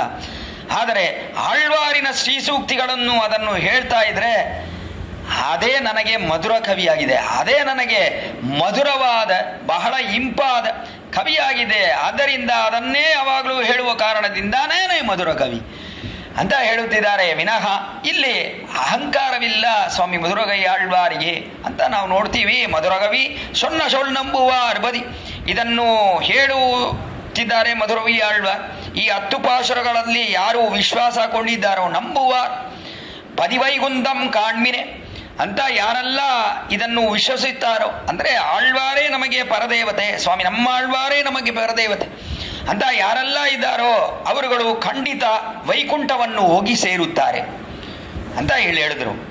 ವ್ಯಾಖ್ಯಾತಗಳು ಇಲ್ಲಿ ಪೆರಿಯವಾಚಾನ್ ಪಿಳ್ಳೆಯೇನು, ನಂಚಿಯರೇನು, ನಂಬಳ್ಳೆಯೇನು, ಅಣಗೆ ಮನವಾಳ ಪೆರುಮಾಳ್ ನಾಯನಾರೇನು ಎಲ್ಲರೂ ವಿಚಾರ ಮಾಡುತ್ತಾರೆ. ಇಲ್ಲಿ ವಿಚಾರ ಮಾಡಿ ನಂಬುವಾರ್ ಪಡಿ ಆಳ್ವಾರ್ ತಿರುನಗರಿ ಕಾಣ್ಮಿನೆ, ನಂಬುವಾರ್ ಬದಿ ಕುರುಹೂರ್ ಕಾಣ್ಮಿನೆ ಅಂತ ಇರ್ಬೋದು ಪಾಶುರ. ಯಾರಿಗೆ ಇದರಲ್ಲಿ ವಿಶ್ವಾಸ ಇದೆಯೋ ಅವರುಗಳೆಲ್ಲ ಆಳ್ವಾರ್ ತಿರುನಗರಿಯನ್ನು ಸೇರುತ್ತಾರೆ ಅಂತ ಇರಬೇಕು. ಯಾಕೆ ಪರಮಪದಕ್ಕೆ ಹೋಗ್ಬೇಕು? ನಮ್ಮ ಆಳ್ವಾರ್ ಇರುವ ಸ್ಥಳ ಆಳ್ವಾರ್ ತನ್ನರಿ, ನಮ್ಮೂರು ಆಳ್ವಾರ್ ತನ್ನರಿ, ಇಲ್ಲೇ ಇದ್ದಾರೆ ನಮ್ಮ ಆಳ್ವಾರ್. ಎಲ್ಲರೂ ಶ್ರೀ ವೈಷ್ಣವರು ಎಲ್ಲಿ ಬಂದು ಸೇರಬೇಕು? ಕಣ್ಣಿನೊಂದು ಶಿರುತ್ತಾಂಬನ್ನು ಅಭ್ಯಾಸ ಮಾಡಿದ್ರೆ, ಇದರಲ್ಲಿ ವಿಶ್ವಾಸ ಇದ್ರೆ ಸ್ವಾಮಿ ಮಧುರೈ ಆಳ್ವಾರ್ ಹೇಳುವ ಅರ್ಥಗಳೆಲ್ಲ ಸರಿಯಾದ ಅರ್ಥಗಳೇ. ಆದ್ದರಿಂದ ಸ್ವಾಮಿ ನಮ್ಮಾಳ್ವಾರೇ ನಮಗೆ ಪರದೇವತೆ ಅನ್ನುವ ವಿಶ್ವಾಸ ಬಂದರೆ ಅವರುಗಳು ಬಂದು ಸೇರುವ ಸ್ಥಳ ಅಂದರೆ ಅದು ಆಳ್ವಾರ್ ತಿರುನಗರಿ ತಿರುಕುರುಹೂರ್. ನಂಬುವಾರ್ ಬದಿ ಕುರುಹೂರ್ ಕಾಣ್ಮಿನೆ, ನಂಬುವಾರ್ ಬದಿ ತಿರುಕುರುಹೂರ್ ಕಾಣ್ಮಿನೆ ಅಂತ ಇರ್ಬೇಕು ಪಾಶುರ. ಆದರೆ ನಂಬುವಾರ್ ಬದಿ ವೈಗುಂಠಂ ಕಾಣ್ಮಿನೆ ಅಂತ ಇದೆಯಲ್ಲ, ಯಾಕೆ ಈ ರೀತಿ ಇದೆ? ಯಾಕೆ ವೈಗುಂಠಕ್ಕೆ ಹೋಗ್ಬೇಕು? ಈ 10 ಪಾಶುರಗಳನ್ನು ಅಭ್ಯಾಸ ಮಾಡಿದ್ರೆ ಆಳ್ವಾರ್ ತಿರುನಗರಿಯಲ್ಲಿ ಬಂದಿರಬೇಕು. ಇದು ನಿತ್ಯವಾಸಕ್ಕೆ ಸ್ಥಾನವಾಗಿರಬೇಕು ವಿನಃ ಪರಮಪದಕ್ಕೆ ಯಾಕೆ ಹೋಗ್ಬೇಕು? ಆದರೆ ಮಧುರೈ ಆಳ್ವಾರ್ ನಂಬುವಾರ್ ಬದಿ ಇದರಲ್ಲಿ ವಿಶ್ವಾಸ ಇದ್ರೆ ಅವರಿಗೆ ಸ್ಥಾನ ಪರಮಪದ ಅಂತ ಹೇಳ್ತಾ ಇದ್ದಾರಲ್ಲ, ಇದಕ್ಕೆ ಕಾರಣವೇನು ಅಂತ ವಿಚಾರಣೆ ಮಾಡ್ತಾರೆ ಇಲ್ಲಿ ಆಚಾರ್ಯರುಗಳು. ಇದಕ್ಕೆ ಕಾರಣವೇನೆಂದರೆ ಇಲ್ಲಿ ಆಳ್ವಾರ್ ತಿರುನಗರಿಯಲ್ಲಿ ಒಂದು ಸಣ್ಣ ತಪ್ಪು ನಡೀತಿದೆ. ಏನು ತಪ್ಪು ಅಂದರೆ ಉಭಯ ಪ್ರಧಾನ ಪ್ರಣವಮಾನ ಉರೈ ಗೋಯಿಲ್ ಅಂತ ಈ ಆಳ್ವಾರ್ ತಿರುನಗರಿಯ ಹೆಸರು. ಏನಕ್ಕೆ ಅರ್ಥ ಅಂದರೆ ಉಭಯ ಪ್ರಧಾನ, ಇಲ್ಲಿ ಜೀವಾತ್ಮವಾದ ಸ್ವಾಮಿ ನಮ್ಮಾಳ್ವಾರಿಗೂ ಪ್ರಾಧಾನ್ಯವಿದೆ, ಆ ರೀತಿಯೇ ಸ್ವಾಮಿ ಪೊಳಿಂದ ನಿನ್ನ ಪಿರಾನ್ ಅನ್ನುವ ಭಗವಂತನಿಗೂ ಪ್ರಾಧಾನ್ಯವಿದೆ. ಈ ದಿವದೇಶದಲ್ಲಿ ಇರುವ ಉತ್ಸವ ಮೂರ್ತಿಗೆ ಪೊಳಿಂದ ನಿನ್ನ ಪಿರಾನ್ ಅಂತ ಹೆಸರು. ಆಳ್ವಾರ್ ತಿರುನಗರಿ ಈ ದಿವದೇಶದಲ್ಲಿ ಇರುವ ಮೂಲ ಮೂರ್ತಿಗೆ ಆದಿಪಿರಾನ್ ಅಂತ ಹೆಸರು. ಇಲ್ಲಿ ಪೊಳಿಂದ ನಿನ್ನ ಪಿರಾನ್ ಇದಾರಲ್ಲ ಅವರ ಆಜ್ಞೆ ಅದು ನಡೆಯುತ್ತದೆ ಇಲ್ಲಿ ಆಳ್ವಾರ್ ತಿರುನಗರಿಯಲ್ಲಿ. ಆ ರೀತಿಯೇ ಸ್ವಾಮಿ ನಮ್ಮಾಳ್ವಾರಿನ ಆಜ್ಞೆಯೂ ನಡೆಯುತ್ತದೆ ಆಳ್ವಾರ್ ತಿರುನಗರಿಯಲ್ಲಿ. ಆ ರೀತಿ ಇಲ್ಲದೆ ಪರಮಪದದಲ್ಲಿ ಕೇವಲ ಸ್ವಾಮಿ ನಮ್ಮಾಳ್ವಾರಿನ ಆಜ್ಞೆ. ಅದಕ್ಕೆ ಏನು ಹೆಸರು? ವಾನವರ್ ನಾಡ್ ಅಂತ. ವಾನವರ್ ನಾಡು ಅಂತ ಅದು ನಿತ್ಯ ಸೂರಿಗಳು ಅವರುಗಳ ಒಂದು ದೇಶ ವಿಶೇಷ ಪರಮಪದ. ನಿತ್ಯ ಸೂರಿಗಳಿಗೆ ಅವರುಗಳಿಗೆಲ್ಲ ಪ್ರಧಾನವಾಗಿರುವವರು ಯಾರು ಅಂದರೆ ಸ್ವಾಮಿ ನಮ್ಮಾಳ್ವಾರ್. ನಿತ್ಯ ಸೂರಿಗಳಿಗೆ ಪ್ರಧಾನವಾಗಿರುವವರು ಅಂತ ಹೇಳಿದ್ರೆ ನಮ್ಮಾಳ್ವಾರನ್ನು ಹೇಳಬೇಕು. ಆದ್ದರಿಂದ ಇವಾಗ ಪರಮಪದ ಯಾರಿನ ಒಂದು ದೇಶ ವಿಶೇಷ ಅಂತ ಹೇಳಿದ್ರೆ ಅದು ನಮ್ಮಾಳ್ವಾರಿನ ದೇಶ ವಿಶೇಷ. ಅಂದರೆ ಹೇಗೆ ಸ್ವಾಮಿ ನಿತ್ಯ ಸೂರಿಗಳಿಗೆ ಪ್ರಧಾನವಾಗಿ ನಮ್ಮಾಳ್ವಾರನ್ನು ಹೇಗೆ ಹೇಳುವುದು ಅಂದರೆ ಅದಕ್ಕೆ ಕಾರಣವೇನೆಂದರೆ ನಿತ್ಯ ಸೂರಿಗಳು ನಿತ್ಯ ವಿಭೂತಿಯಾದ ಪರಮಪದದಲ್ಲಿ ಇದ್ದು ಅನವರತ ಭಗವಂತನ ಗುಣಾನುಭವಗಳನ್ನು ಮಾಡಿ ಅವನ ಪಾದಾರವಿಂದಗಳಲ್ಲಿ ಕೈಂಕರ್ಯಗಳನ್ನು ಮಾಡುತ್ತಿದ್ದಾರೆ. ಅದು ಅವರುಗಳಿಗೆ ಇರುವ ಒಂದು ವೈಭವ. ಆದರೆ ಸ್ವಾಮಿ ನಮ್ಮಾಳ್ವಾರ್ ಎಲ್ಲಿದ್ದಾರೆ ಅಂದರೆ ಸಂಸಾರ ಮಂಡಲದಲ್ಲಿದ್ದಾರೆ, ಈ ಲೋಕದಲ್ಲಿದ್ದಾರೆ. ಈ ಲೋಕದಲ್ಲಿ ಇರುವಾಗ ನಿತ್ಯ ಸೂರಿಗಳು ಹೇಗೆ ಪರಮಪದದಲ್ಲಿ ಇದ್ದು ಭಕ್ತಿ ಮಾಡುತ್ತಾರೋ ಭಗವಂತನಲ್ಲಿ, ಆ ರೀತಿ ಸಂಸಾರದಲ್ಲಿ ಇರುವಾಗ ಸಾಂಸಾರಿಕ ವಿಷಯಗಳೆಲ್ಲ ಆಳ್ವಾರನ್ನು ಸುತ್ತಿ ಇರುವಾಗ ಆಳ್ವಾರಿಗೆ ಎಷ್ಟು ಭಕ್ತಿ, ನಿತ್ಯ ಸೂರಿಗಳಿಗೆ ಇರುವ ಭಕ್ತಿಯಿಂದ ಇನ್ನ ವಿಶೇಷವಾದ ಭಕ್ತಿ ಅಂತ ಹೇಳಬೇಕು. ಕಾರಣವೇನೆಂದರೆ ಈ ಲೋಕದಲ್ಲಿ ಇರುವಾಗ ಭಕ್ತಿ ಮಾಡ್ತಾ ಇದ್ದಾರಲ್ಲ ಆಳ್ವಾರ್. ನಿತ್ಯ ಸೂರಿಗಳ ಹಾಗೆ ಭಕ್ತಿ ಮಾಡ್ತಾ ಇದ್ದಾರೆ ಭಗವಂತನಲ್ಲಿ. ಆ ರೀತಿಯೇ ಅವನಿಗೆ ಕೈಂಕರ್ಯವನ್ನು ಮಾಡಬೇಕು ಅನ್ನುವ ಅಭಿಲಾಷೆ ಹೊಂದಿದ್ದಾರೆ ಇಲ್ಲಿ ಸ್ವಾಮಿ ನಮ್ಮಾಳ್ವಾರ್ ಅಂತ ಹೇಳಿದ್ರೆ, ನಮ್ಮಾಳ್ವಾರ್ ಇಲ್ಲಿರುವಾಗ ಈ ಒಂದು ವೈಭವ ಹೊಂದಿದ್ದಾರೆ ಅಂದ್ರೆ ಆವಾಗ ನಿತ್ಯ ಸೂರಿಗಳಿಗೆ ಪ್ರಧಾನಭೂತರಾಗಿರುವವರು ಯಾರು ಅಂದ್ರೆ ಸ್ವಾಮಿ ನಮ್ಮಾಳ್ವಾರ್. ಅದರಿಂದ ಪರಮಪದದಲ್ಲಿ ಯಾರ ಆಜ್ಞೆ ಅಲ್ಲಿ ನಡೆಯುತ್ತದೆ ಅಂದ್ರೆ ಸ್ವಾಮಿ ನಮ್ಮಾಳ್ವಾರಿನ ಆಜ್ಞೆ ನಡೆಯುತ್ತದೆ ವಿನಃ ಅಲ್ಲಿ ಭಗವಂತನ ಆಜ್ಞೆ ಇಲ್ಲ. ಆಳ್ವಾರ್ ತನಾರಿಯಲ್ಲಿ ನೋಡಿದ್ರೆ ನಮ್ಮಾಳ್ವಾರ ಆಜ್ಞೆಯೂ ನಡೆಯುತ್ತದೆ, ಪೊಳಿಂದ ನಿನ್ನಬಿರಾನಾದ ಭಗವಂತನ ಆಜ್ಞೆಯೂ ನಡೆಯುತ್ತದೆ. ಆದರೆ ಆ ಒಂದು ಕೊರೆ ಇಲ್ಲ ಅಲ್ಲಿ ಪರಮಪದದಲ್ಲಿ. ಆದ್ದರಿಂದ ಆಳ್ವಾರಿನ ಆಜ್ಞೆ ಎಲ್ಲಿ ಪರಿಪೂರ್ಣವಾಗಿ ನಡೆಯುತ್ತದೋ ಆ ಒಂದು ದೇಶವೇ ನಿಮಗೆ ವಾಸಸ್ಥಾನವಾಗಿರುತ್ತದೆ. ಈ ಕಣ್ಣಿನುಂಚಿರುತ್ತಾ ಎಂಬ 10 ಪಾಶುರಗಳನ್ನು ಕಲಿತರೆ ಅಂತ ಆಶ್ಚರ್ಯವಾದ ಒಂದು ಫಲವನ್ನು ಹೇಳುತ್ತಾರೆ ಇಲ್ಲಿ ಮಧುರಗೈ ಆಳ್ವಾರ್. ಇದರಿಂದ ನಮಗೆ ಈ 10 ಪಾಶುರಗಳನ್ನು ಕಲಿತು ಇದರಲ್ಲಿ ವಿಶ್ವಾಸ ನಮಗಿದ್ರೆ, ಸ್ವಾಮಿ ನಮ್ಮಾಳ್ವಾರೇ ನಮಗೆ ಪರದೇವತೆ ಅಂತ ಇದ್ರೆ ನಾವು ಎಲ್ಲಿರ್ತೀವಿ ಅಂದ್ರೆ ಪರಮಪದವನ್ನು ಖಂಡಿತ ಹೋಗಿ ಸೇರುತ್ತೇವೆ. ಪರಮಪದ ನಮಗೆ ವಾಸಸ್ಥಾನವಾಗಿರುತ್ತದೆ. ಆಳ್ವಾರ್ತನರಿ ಅಲ್ಲ. ಕಾರಣ ಏನಂದ್ರೆ ಇಲ್ಲಿ ಉಭಯ ಪ್ರಾಧಾನ್ಯವಿದೆ. ಈ ಒಂದು ದಿವ್ಯ ದೇಶದಲ್ಲಿ ಇಬ್ಬರಿಗೂ ಪ್ರಾಧಾನ್ಯವಿದೆ. ಆ ಥರ ಇರಬಾರ್ದು. ಮಧುರಗೈ ಆಳ್ವಾರಿಗೆ ಏನು ಅಭಿಪ್ರಾಯ? ನಮ್ಮಾಳ್ವಾರಿಗೆ ಎಲ್ಲಿ ಪರಿಪೂರ್ಣ ಪ್ರಾಧಾನ್ಯವಿದೆಯೋ, ನಮ್ಮಾಳ್ವಾರಿನ ಆಜ್ಞೆ ಎಲ್ಲಿ ಪರಿಪೂರ್ಣವಾಗಿ ನಡೆಯುತ್ತದೋ ಆ ಒಂದು ದೇಶ ವಿಶೇಷದಲ್ಲಿ ಇವರು ಹೋಗಿರಬೇಕು. ಯಾರು ಅಂದ್ರೆ ಸ್ವಾಮಿ ಮಧುರಗೈ ಆಳ್ವಾರ್ ಅಲ್ಲಿ ಹೋಗಿರಬೇಕು. ಆ ರೀತಿಯೇ ಇಲ್ಲಿ ಯಾರೆಲ್ಲ ಕಣ್ಣಿನುಂಚಿರುತ್ತಾಮನ್ನು ಅಭ್ಯಾಸ ಮಾಡುತ್ತಾರೋ ಅವರುಗಳೆಲ್ಲ ಪರಮಪದದಲ್ಲಿ ಹೋಗಿರಬೇಕು ಅನ್ನುವುದೇ ಅಭಿಪ್ರಾಯ. ಆದ್ದರಿಂದ ಈ 10 ಪಾಶುರಗಳನ್ನು ಯಾರು ಅಭ್ಯಾಸ ಮಾಡುತ್ತಾರೋ ಅವರುಗಳಿಗೆ ಫಲವೇನು ಅಂದ್ರೆ ಪರಮಪದದಲ್ಲಿ ಹೋಗಿರುತ್ತಾರೆ ಅವರು. ಅಲ್ಲಿ ಸ್ವಾಮಿ ನಮ್ಮಾಳ್ವಾರಿನ ಆಜ್ಞೆ ಪರಿಪೂರ್ಣವಾಗಿ ನಡೆಯುತ್ತದೆ. ಈ ಆಳ್ವಾರ್ತನರಿಲಿ ಒಂದು ಆಶ್ಚರ್ಯವಾದ ಉತ್ಸವ ವೈಭವವನ್ನು ನೋಡುತ್ತೇವೆ. ಇಲ್ಲಿ ಏನು ಉತ್ಸವ ಅಂದ್ರೆ ಯಾವ ಒಂದು ಪರಪಾಡಲ್ಲೂ ನಮ್ಮಾಳ್ವಾರ್ ಆ ರೀತಿಯೇ ಸ್ವಾಮಿ ಪೊಳಿಂದ ನಿನ್ನಬಿರಾನ್ ಇವರುಗಳಿಗೆ ಒಂದು ಪೊರಪಾಡು ಅಂದ್ರೆ ಭವನಿ ಬರುತ್ತಾರೆ. ಎಲ್ಲಿ ನೋಡಿದ್ರು ಎಲ್ಲಿ ಬರುವಾಗಲೂ ಹೇಗಿದೆ ಅಂದ್ರೆ ಇಲ್ಲಿ ಶುಕ್ರವಾರದ ಪೊರಪಾಡುಗಳು, ಆ ರೀತಿಯ ಅಮಾವಾಸ್ಯೆ ಆಗಲಿ ಅಥವಾ ಒಂದು ಏಕಾದಶಿ ಆಗಲಿ, ಈ ತರ ಪೊರಪಾಡುಗಳೆಲ್ಲ ಬಂದ್ರೆ ಅವಾಗ ಉತ್ತರ ಸ್ವಾಮಿ ಆದಿಪಿರಾನಿನ ತಿರುನಕ್ಷತ್ರ, ಆ ರೀತಿಯೇ ವಿಶಾಖ ನಕ್ಷತ್ರ, ಈ ನಕ್ಷತ್ರಗಳೆಲ್ಲ ಬರುವಾಗ ಇಬ್ಬರು ಸೇರಿ ಬರುತ್ತಾರೆ. ಪೊರಪಾಡು ಆಗತ್ತೆ ಇಬ್ಬರಿಗೂ, ಪೊಳಿಂದಬಿರಾನಿಗೂ ಆಗತ್ತೆ, ನಮ್ಮಾಳ್ವಾರಿಗೂ ಆಗತ್ತೆ. ಈ ರೀತಿ ಇಬ್ಬರಿಗೂ ಪೊರಪಾಡು ಆಗುವಾಗ ಇಬ್ಬರು ಜೊತೆಯಲ್ಲೇ ಬರ್ತಾರೆ ವಿನಃ ಇಲ್ಲಿ ಆಳ್ವಾರ್ ಭಗವಂತನನ್ನು ನೋಡಿಕೊಂಡು ಬರುವುದು ಅನ್ನುವುದು ಈ ದಿವ್ಯ ದೇಶದಲ್ಲಿಲ್ಲ. ಉಳಿದ ದಿವ್ಯ ದೇಶದಲ್ಲೆಲ್ಲ ಆ ರೀತಿಯೇ ಇದೆ. ಭಗವಂತ ಮುಂದೆ ಬಂದ್ರೆ ಭಗವಂತನನ್ನು ನೋಡ್ತಾ ಆಳ್ವಾರ್ ಹಿಂದೆ ಹಿಂದೆ ಹೋಗ್ತಾ ಇರ್ತಾರೆ. ಆ ರೀತಿ ಇಲ್ಲದೆ ಈ ದಿವ್ಯ ದೇಶದಲ್ಲಿ ಆಳ್ವಾರ್ ಆಗಲಿ ಪೊಳಿಂದನ್ನಬಿರಾನ್ ಆಗಲಿ ಇಬ್ಬರು ಜೊತೆಯಲ್ಲೇ ಬರ್ತಾರೆ ವಿನಃ ಆಳ್ವಾರ್ ಪೊಳಿಂದನ್ನಬಿರಾನನ್ನು ನೋಡಿಕೊಂಡು ಹಿಂದೆ ಹಿಂದೆ ಹೋಗ್ತಾರೆ ಎನ್ನುವ ಕ್ರಮ ಇಲ್ಲ ಇಲ್ಲಿ. ಕಾರಣ ಏನೆಂದ್ರೆ ಇಬ್ಬರ ಆಜ್ಞೆಯೂ ಇಲ್ಲಿ ನಡೆಯುತ್ತದೆ ಆಳ್ವಾರ್ತನರಿಯಲ್ಲಿ. ಅದಿಲ್ಲದೆ ಪರಮಪದದಲ್ಲಿ ಸ್ವಾಮಿ ನಮ್ಮಾಳ್ವಾರಿನ ಆಜ್ಞೆ ಒಂದೇ ಪೂರ್ಣವಾಗಿ ನಡೆಯುವ ಕಾರಣದಿಂದ ಈ 10 ಪಾಶುರಗಳನ್ನು ಅಭ್ಯಾಸ ಮಾಡಿದ್ರೆ ನಮ್ಮಾಳ್ವಾರಲ್ಲಿ ಅಚಂಚಲವಾದ ಭಕ್ತಿ ಬಂದು ನಮ್ಮಾಳ್ವಾರ್ ಪಾದಾರವಿಂದಗಳಲ್ಲೇ ಕೈಂಕರ್ಯ ಮಾಡಬೇಕು ಅನ್ನುವ ಒಂದು ಅಭಿಪ್ರಾಯ ಬಂದು ಅದರಲ್ಲಿ ಪೂರ್ಣವಾಗಿ ವಿಶ್ವಾಸ ಬಂದು ಈ ಕೈಂಕರ್ಯ ಯಾವದಾತ್ಮಭಾವಿ ಆಗುತ್ತದೆ. ಯಾವದಾತ್ಮಭಾವಿ ಈ ಕೈಂಕರ್ಯ ಎಲ್ಲಿ ನಮಗೆ ಸಿಗತ್ತೆ ಅಂದ್ರೆ ಪರಮಪದದಲ್ಲಿ ಸಿಗತ್ತೆ. ಪರಮಪದದಲ್ಲಿ ಆಳ್ವಾರಿನ ಪಾದಾರವಿಂದಗಳಿಗೆ ಕೈಂಕರ್ಯ ಅನ್ನುವುದೇ ಅಭಿಪ್ರಾಯ. ಇಲ್ಲಿ ಆಳ್ವಾರಿನ ಆಜ್ಞೆ ಅದು ಪರಿಪೂರ್ಣವಾಗಿ ಅದು ನಡೆಯುತ್ತಿದೆ ಅಂದ್ರೆ ಅದು ಪರಮಪದದಲ್ಲಿ ನಡೆಯುತ್ತಿದೆ. ಆ ರೀತಿ ಒಂದು ದಿವ್ಯದೇಶದಲ್ಲೇ ಹೋಗಿ ಇವರು ಸೇರುತ್ತಾರೆ.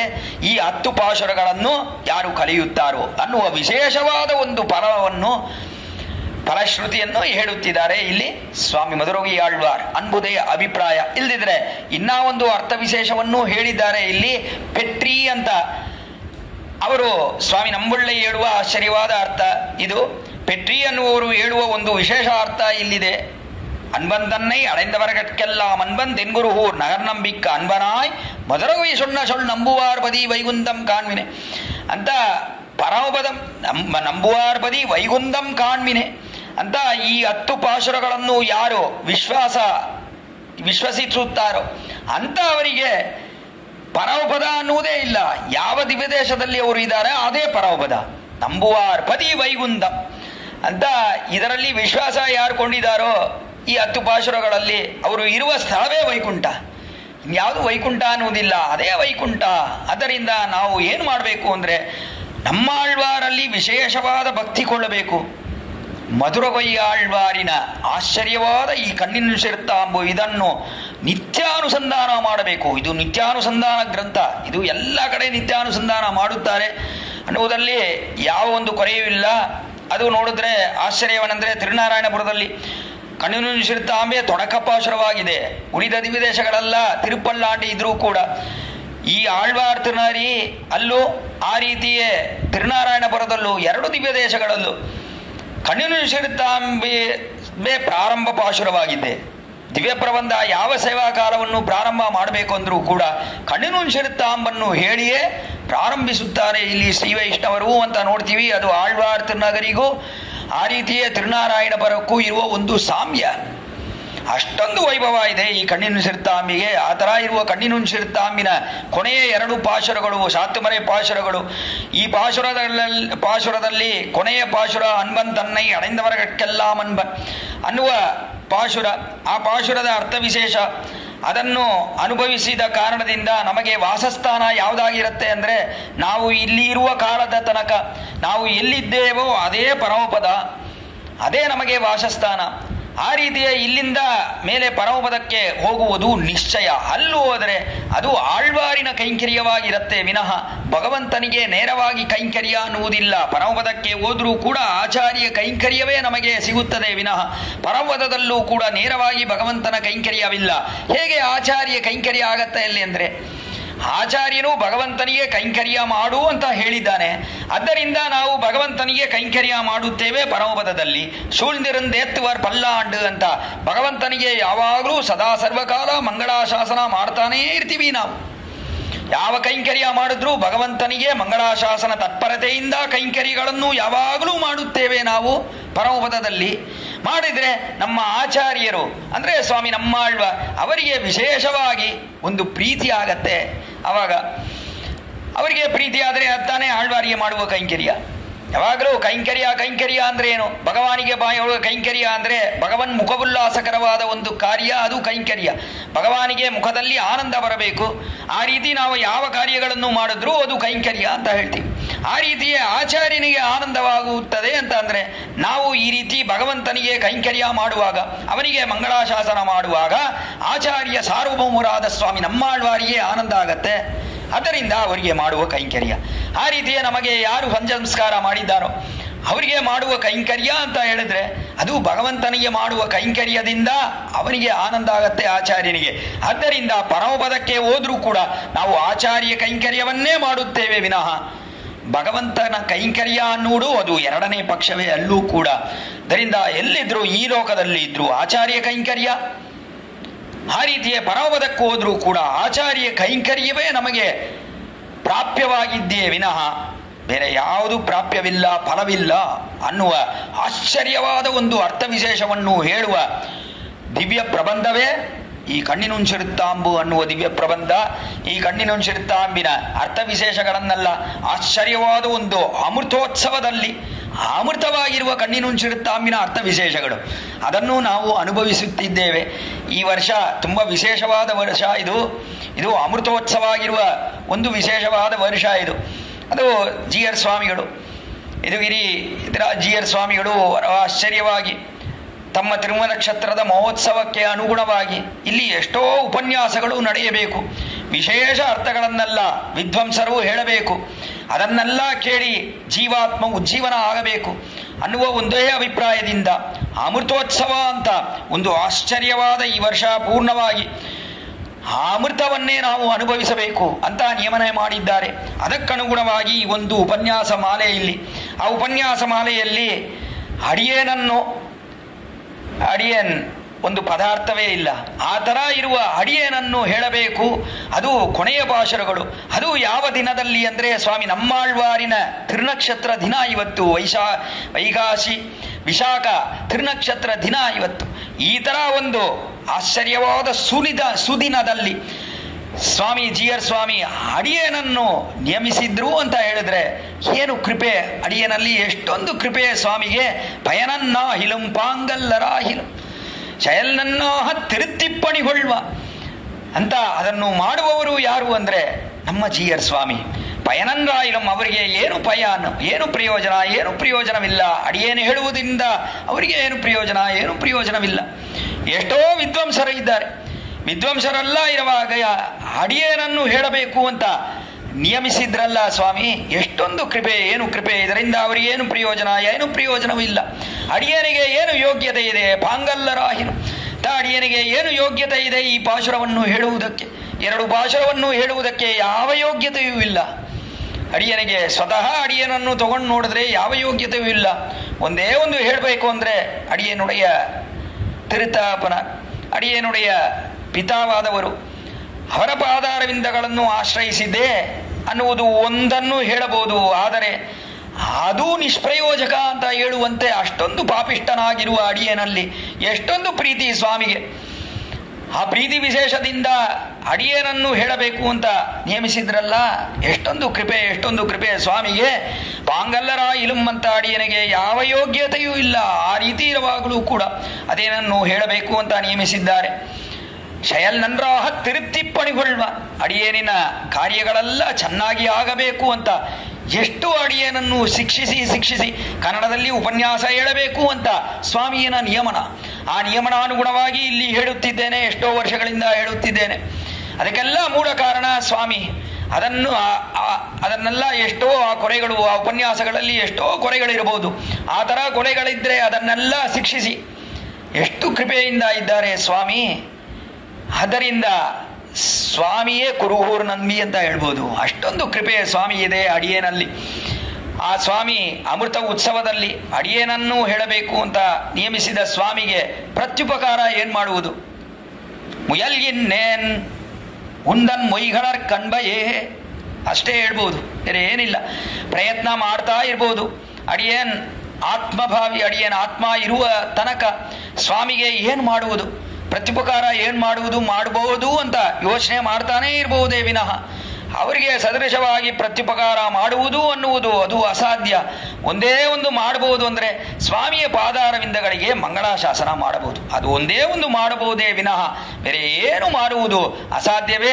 ಸ್ವಾಮಿಯ ಆಶ್ಚರ್ಯವಾದ ಕೈಂಕರ್ಯಗಳು ಎಷ್ಟೊಂದು ಮಾಡ್ತಾ ಇದ್ದಾರೆ. ರಾಮಾನುಜರು ಹೇಳಿರುವ ಎಷ್ಟೋ ಕೈಂಕರ್ಯಗಳು, ಆ ಕೈಂಕರ್ಯಗಳನ್ನೆಲ್ಲ ಬಿಡದೆ ಸ್ವಾಮಿ ಎಷ್ಟು ಮಾಡ್ತಾ ಇದ್ದಾರೆ. ಭಗವಾನಿಗೆ ಕೈಂಕರ್ಯವೇನು, ಆ ರೀತಿಯೇ ಭಗವದ್ ರಾಮಾನುಜರಿಗೆ ಕೈಂಕರ್ಯವೇನು, ನಿತ್ಯ ತದ್ಯಾರಾಧನೆಯೇನು, ನಿತ್ಯ ಗೋಷ್ಠಿ ಕ್ರಮಗಳೇನು ಶ್ರೀಮಠದಲ್ಲಿ, ಆ ರೀತಿಯ ಎಷ್ಟೊಂದು ಉಪನ್ಯಾಸಗಳು, ಕಾಲಕ್ಷೇಪಗಳು, ಇದನ್ನೆಲ್ಲ ದಿನ ಬಿಡದೆ ಮಾಡ್ತಾ ಇದ್ದಾರಲ್ಲ. ತುಂಬಾ ಆಶ್ಚರ್ಯ. ಎಷ್ಟೋ ಕಡೆ ನಡೆಯುತ್ತದೆ. ಆದರೆ ಹೇಗೆ ನಡೆಯುತ್ತದೆ? ಒಂದಿನ ಇರುತ್ತೆ, ಒಂದಿನ ಇರಲ್ಲ. ಕೆಲವು ದಿನಗಳು ಇರುತ್ತದೆ, ಕೆಲವು ದಿನಗಳು ಇರುತ್ತಿಲ್ಲ. ಆ ಥರ ಎಲ್ಲ ನಡೆಯುತ್ತದೆ. ಆ ಥರ ಇಲ್ಲದೆ ಸ್ವಾಮಿ ಎಷ್ಟು ಸುಂದರವಾಗಿ ದಿನ ಇದು ನಡೀಬೇಕು, ಇದಿಷ್ಟು ನಡೆಯಬೇಕು. ಯಾವುದೆಲ್ಲ ನಡೀಬೇಕು ಅಂದರೆ ಗೋಷ್ಠಿ ಕ್ರಮಗಳು ಶ್ರೀಮಠದಲ್ಲಿ ನಡೆಯಬೇಕು. ಆ ರೀತಿಯೇ ಉಪನ್ಯಾಸಗಳು, ಕಾಲಕ್ಷೇಪಗಳು ನಡೆಯಬೇಕು. ನಿತ್ಯ ತದ್ಯಾರಾಧನೆ ನಡೆಯಬೇಕು. ಇದೆಲ್ಲವನ್ನು ನಿಯಮಿಸಿ ಒಂದು ದಿನ ಬಿಡದೆ ನಡೆಸುತ್ತಾ ಬರುತ್ತಿದ್ದಾರೆ ಅಂದರೆ ಸ್ವಾಮಿಯ ಈ ಒಂದು ವೈಭವಕ್ಕೆ ಪಲ್ಲಾಂಡು ಪಲ್ಲಾಂಡು ಪಲ್ಲಾಂಡು ಅಂತ ಮಂಗಳಾಶಾಸನ ಒಂದನ್ನು ಮಾಡುವುದನ್ನು ಬಿಟ್ಟರೆ ಬೇರೆ ಏನು ಮಾಡುವುದಕ್ಕೆ ನಮಗೆ ಸದೃಶ ಪ್ರತ್ಯುಪಕಾರ ಅನ್ನುವುದು ಇಲ್ಲಿ ಏನೂ ಇಲ್ಲ ಸ್ವಾಮಿಯ ವಿಷಯದಲ್ಲಿ ಅಂತ ಹೇಳಬೇಕು. ಅಷ್ಟೊಂದು ವೈಭವ ಜೊತೆ ಇರುವ ನಮ್ಮ ಜೀಯರ್ ಸ್ವಾಮಿ ಅವರ ಪಾದಾರವಿಂದಗಳಿಗೆ ಅಡಿಯೇನ್ ನಮಸ್ಕಾರಗಳನ್ನು ಹೇಳಿ ಅಷ್ಟೇ, ಬೇರೆ ಏನು ಹೇಳುವುದು, ಕೃತಜ್ಞತೆಗಳನ್ನು ಹೇಳಿ ಸದೃಶ ಪ್ರತ್ಯುಪಕಾರ ಅನ್ನುವುದು ಸ್ವಾಮಿ ಪಾದಾರವಿಂದಗಳಲ್ಲಿ ಮಾಡುವುದಕ್ಕೆ ಏನೂ ಇಲ್ಲ ಅಡಿಯೇನಲ್ಲಿ ಅಂತ ಹೇಳಿ ಇಷ್ಟು ಆಶ್ಚರ್ಯವಾದ ಒಂದು ವೈಭವ ಸ್ವಾಮಿ ಮಧುರಗೈಯಾಳ್ವಾರಿನ ದಿವ್ಯ ಪ್ರಬಂಧ ಅನುಭವ ಅದು ಇವತ್ತು ನಮಗೆ ಕೂಡಿ ಬಂದಿದೆ. ಅದು ಆಳ್ವಾರಿ ಸ್ವಾಮಿ ನಮ್ಮ ಆಳ್ವಾರಿನ ತಿರುನಕ್ಷತ್ರದ ದಿನ ಅದು ಕೂಡಿ ಬಂದಿದೆ ಅಂತ ಹೇಳಿದ್ರೆ ಎಷ್ಟೊಂದು ಸೌಭಾಗ್ಯ. ಅದು ಅಡಿಯೇನು ಹೇಳುವಂತೆ ಒಂದು ಸೌಭಾಗ್ಯವನ್ನು ಕೊಟ್ಟಿದ್ದಾರೆ ಸ್ವಾಮಿ. ಅಂದರೆ ಈ ಭಾಗ್ಯವನ್ನು ಎಷ್ಟು ಹೇಳಿದ್ರೂ ಸಾರದು. ಒಂದೇ ಒಂದು ಕಾರಣ ಅಂತ ಹೇಳ್ಬೋದು ಅಂದರೆ ಅದು ಅಡಿಯೇನುடைய ತಿರುತಾಪನಾರ್ ಅವರ ಪಾದಾರವಿಂದಗಳಲ್ಲಿ ಈ ಅರ್ಥಗಳನ್ನೆಲ್ಲ ಕೇಳುವ ಆ ಒಂದು ಭಾಗ್ಯ ಅದೇನಿಗೆ ಇತ್ತು ಅನ್ನುವ ಒಂದೇ ಕಾರಣ ಹೇಳ್ಬೋದು. ಇನ್ನ ಒಂದು ಹೇಳ್ಬೇಕಂದ್ರೆ ಆಳ್ವಾರ್ತನರಿ ಸಂಬಂಧ ಅಡಿಯನ್ ಆಳ್ವಾರ್ತನರಿಯಲ್ಲೇ ಇರುವ ಕಾರಣದಿಂದ ಈ ಕೊನೆಯ 2 ಪಾಶರುಗಳು ಶಾತ್ತಮರೆ ಪಾಶರುಗಳು ಅದರ ಅರ್ಥ ವಿಶೇಷಗಳನ್ನು ಕನ್ನಡದಲ್ಲಿ ಹೇಳಬೇಕು ಅಂತ ಸ್ವಾಮಿಯ ನಿಯಮನ.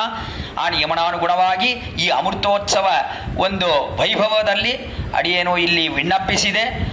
ಇದಕ್ಕೆ ಎಷ್ಟೋ ಸಹಾಯ ಮಾಡಿ ಅಲ್ಲಿರುವವರೆಲ್ಲ ಸ್ವಾಮಿಯ ಕೆಳಗಡೆ ಇದ್ದು ಅವರ ಹೇಳುವ ನಿಯಮನಗಳನ್ನೆಲ್ಲ ಅದೇ ರೀತಿ ಎಲ್ಲರೂ ಪೂರ್ತಿ ಮಾಡುತ್ತಿದ್ದಾರೆ.